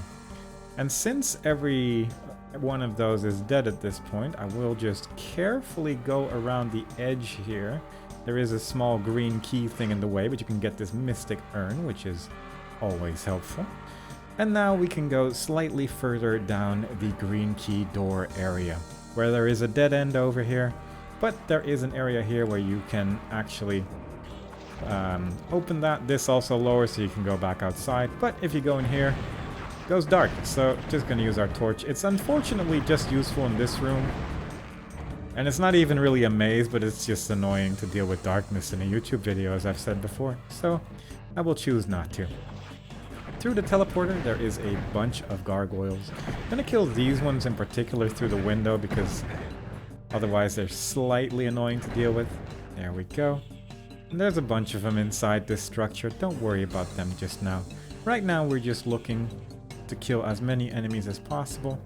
Kill this Ophidian right now. It doesn't really hurt us, but he's guarding a button, and I do want to press that button in a bit. Don't worry about it. There was also a gargoyle here. Maybe we can take care of that one. Not just yet, unfortunately. But we are mostly looking for a large wall surrounded by two torches, which is this one. Slightly misaligned texture. You can lower it to grab a morph ovum. And that's going to be somewhat useful later. It's not especially necessary, but it's a secret area, so what are you going to do?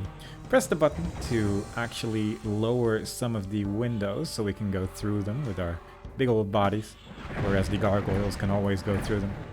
And over here we have a wall that we can shoot, which is not immediately obvious, but when you shoot it, it's going to open up a couple of doors with some disciples. First this one with a backpack, so that's nice. But also this one at the start of this building.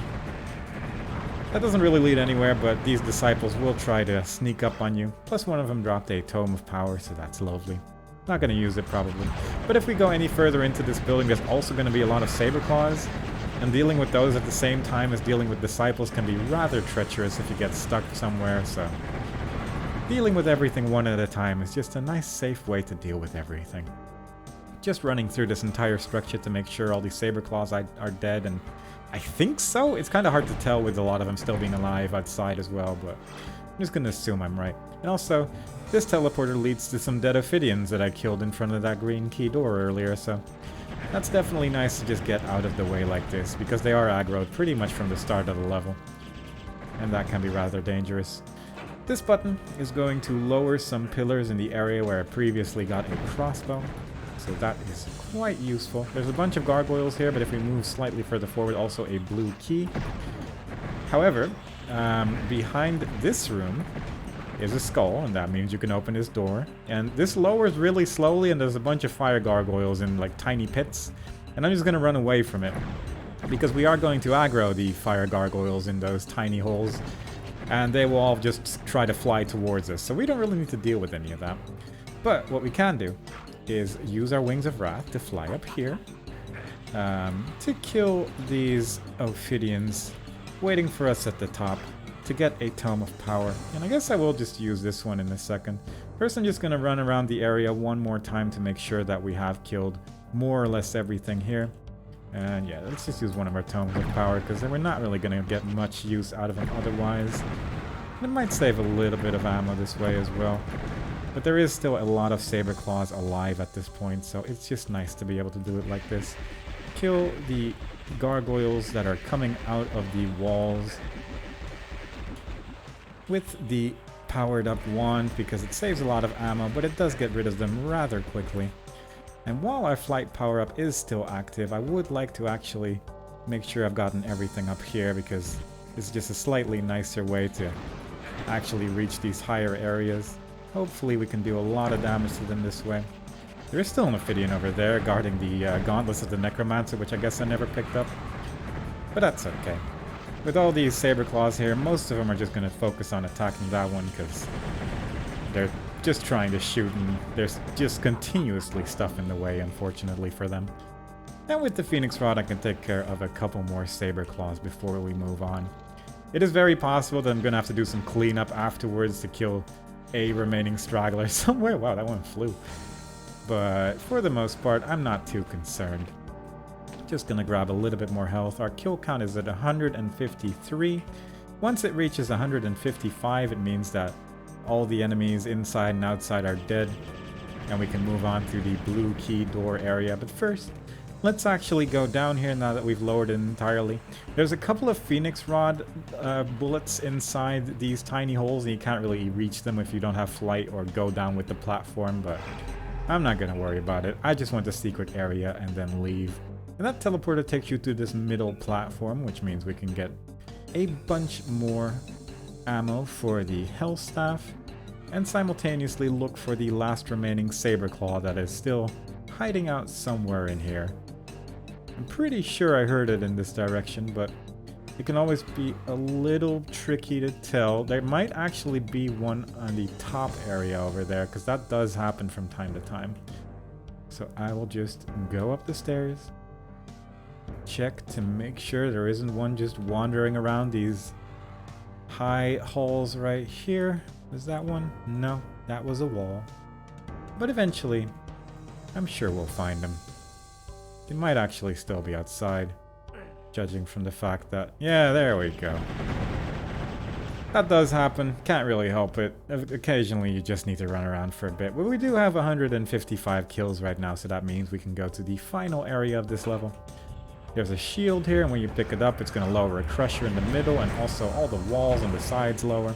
And we can use this Phoenix Rod, for which we now have a lot of ammo, to kill a whole bunch of disciples with relative ease, as they're all walking towards us in this outside area. Mind the gargoyles as per usual when using your Phoenix Rod, because otherwise you might accidentally shoot one right in your face. But before you know it, most of the enemies here are going to be dead. You can kill a couple more that are hiding behind these barred areas, trying to shoot us with their projectiles. But we do have a decent amount of things available to deal with them right now, so I am not especially concerned. Still have 4 flasks remaining. Yet another Tome of Power. Really getting a lot of those for some reason, but fair enough. I will not say no to that. 3 enemies remain. I will grab my Morph Ovum and run towards this elevator, which might not be immediately obvious, but it's a slightly differently shaped room. Use the Morph Ovum on these 2 remaining ones, and use the Hell Staff on the last one. And with that, we have all kills and secrets, and we can go to the final level of the episode. It's a surprisingly tricky level, all things considered. There's a lot of things that can go wrong, especially at the start, and if you don't deal with those disciples at the start that are coming out of the stained glass windows, it's very easy to die. I feel a bit conflicted about this level, because I really like the idea of this level, but I'm not sure if I love the execution. But all in all, once you find a way to go through all these areas, it's not too terrible. The secret areas are a bit weird, and shooting that one wall to open up the next area seems odd to me, because it's not really something you do naturally either, but fair enough.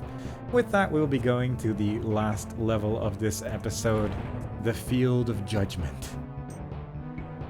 The final level of Shadow of the Serpent Riders. I am in a spider-shaped structure with many power-ups and things.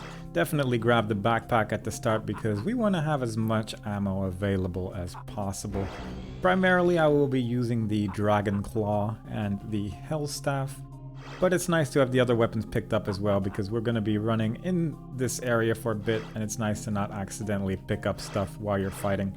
Note the Wings of Wrath that are right here. They're going to be useful in a second. You need them to progress in the level. And now that I've done all that, I'm going to use the Wings of Wrath to step on top of this platform to lower the walls. Pick up this Tome of Power and this shield, and I'm just going to hang out here for a second to make sure all of the Molotars run in my direction. Doing this is pretty safe because they usually sort of stick around like this, as you can see. And I'm going to use this Tome of Power and Ring of Invincibility. And now I will just shoot my powered up Dragon Claw and hope that I can deal as much damage to these guys as possible. They're a little bit split up, but I think I've managed to get them pretty close to each other at this point. So this should deal a pretty large amount of damage to all of them, hopefully. And in a second, I will be switching to the Hellstaff. The raindrops, unfortunately, not as effective against Molotars as they are against other enemies, but still, definitely not your worst choice of weapon. They are, I believe, 50% resistance to the raindrops, but given the amount of raindrops, that's still a pretty decent amount of damage that you end up doing. And from this point on, it's just going to be running here for a bit with the Hellstaff and just waiting for them to die. Not the most exciting battle, unfortunately. You can make it a bit more exciting by telefragging one of them with the Chaos device, but I'm going to be honest, I'm not cool enough for that, and instead, I'm just going to shoot here with my Hellstaff, because it really does make things a lot more easy for me. And that's just how I'm going to live life. Admittedly, it is very cool to telefrag a Molotar with a Chaos device, but unfortunately, it's just a little bit finicky, and if you teleport right next to one, they can just kill you, and I'd rather not bother. I've done a decent amount of damage with my Dragon Claw at the start, so I'm just gonna accept my life and wait for these Molotars to die, while occasionally picking up some more Hellstaff ammo in the middle. The Phoenix Rod, unfortunately the splash damage doesn't work against Molotars again, so I find that the Hellstaff is a pretty effective way of just dealing with all of your issues regarding this particular boss fight. The sound of 8 Molotars is definitely a lot scarier than the reality of it, because the arena is just huge. It's a really, really big arena, and if you can get all of them just rather close to each other, then you're not going to be in any danger at all. So it really just becomes more of an act of perseverance. The boss battle doesn't even take that long either, so provided you know how to hold that left mouse button and move slightly, before you know it, all the Molotars will be dead. And we will have finished effectively all of Heretic, Shadows of the Serpent Riders. And that would just be pretty neat. That's all the Molotars dead, all of the pillars now lower, revealing exit teleporters, and thus ending the game. No secrets, and only 8 kills. We're done. As the final Molotar bellows his death agony, you realize that you have never come so close to your own destruction. Not even the fight with Desperal and his disciples had been this desperate. Grimly you stare at the gates which open before you, wondering if they lead home or if they open onto some undreamed of horror. You find yourself wondering if you have the strength to go on, if nothing but death and pain await you. But what else can you do if the will to fight is gone? Can you force yourself to continue in the face of such despair? Do you have the courage? You find in the end that it is not within you to surrender without a fight. Eyes wide you go to meet your fate. And that's a bit of a lie. The fight with Despair was definitely considerably more difficult, but you know what? Fair enough. I'm just gonna... It is what it is. All in all, I really like this game. There's still a couple levels that I haven't played yet, which are technically in episode 6, but you can only reach those with warp commands, so I'll be dealing with those in a separate video. But for now, genuinely, I never grew up with this game, but I absolutely love it. I love the levels in this game. The fights are so cool. It's not for everyone, simply due to the level design. I found that the second playthrough, I enjoyed it a lot more than the first one.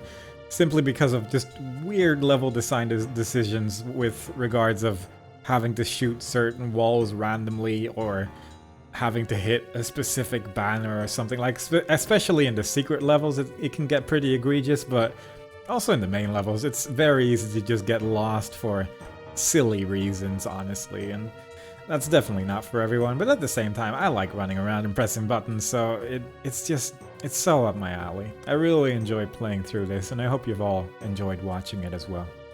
But with that, I will record episode 6 at some point. I believe it's only 3 levels, but I'll get to that when I get to that. Either way, hope you've all enjoyed it, and I hope to see y'all next time when we play either more Heretic or something else. Bye bye.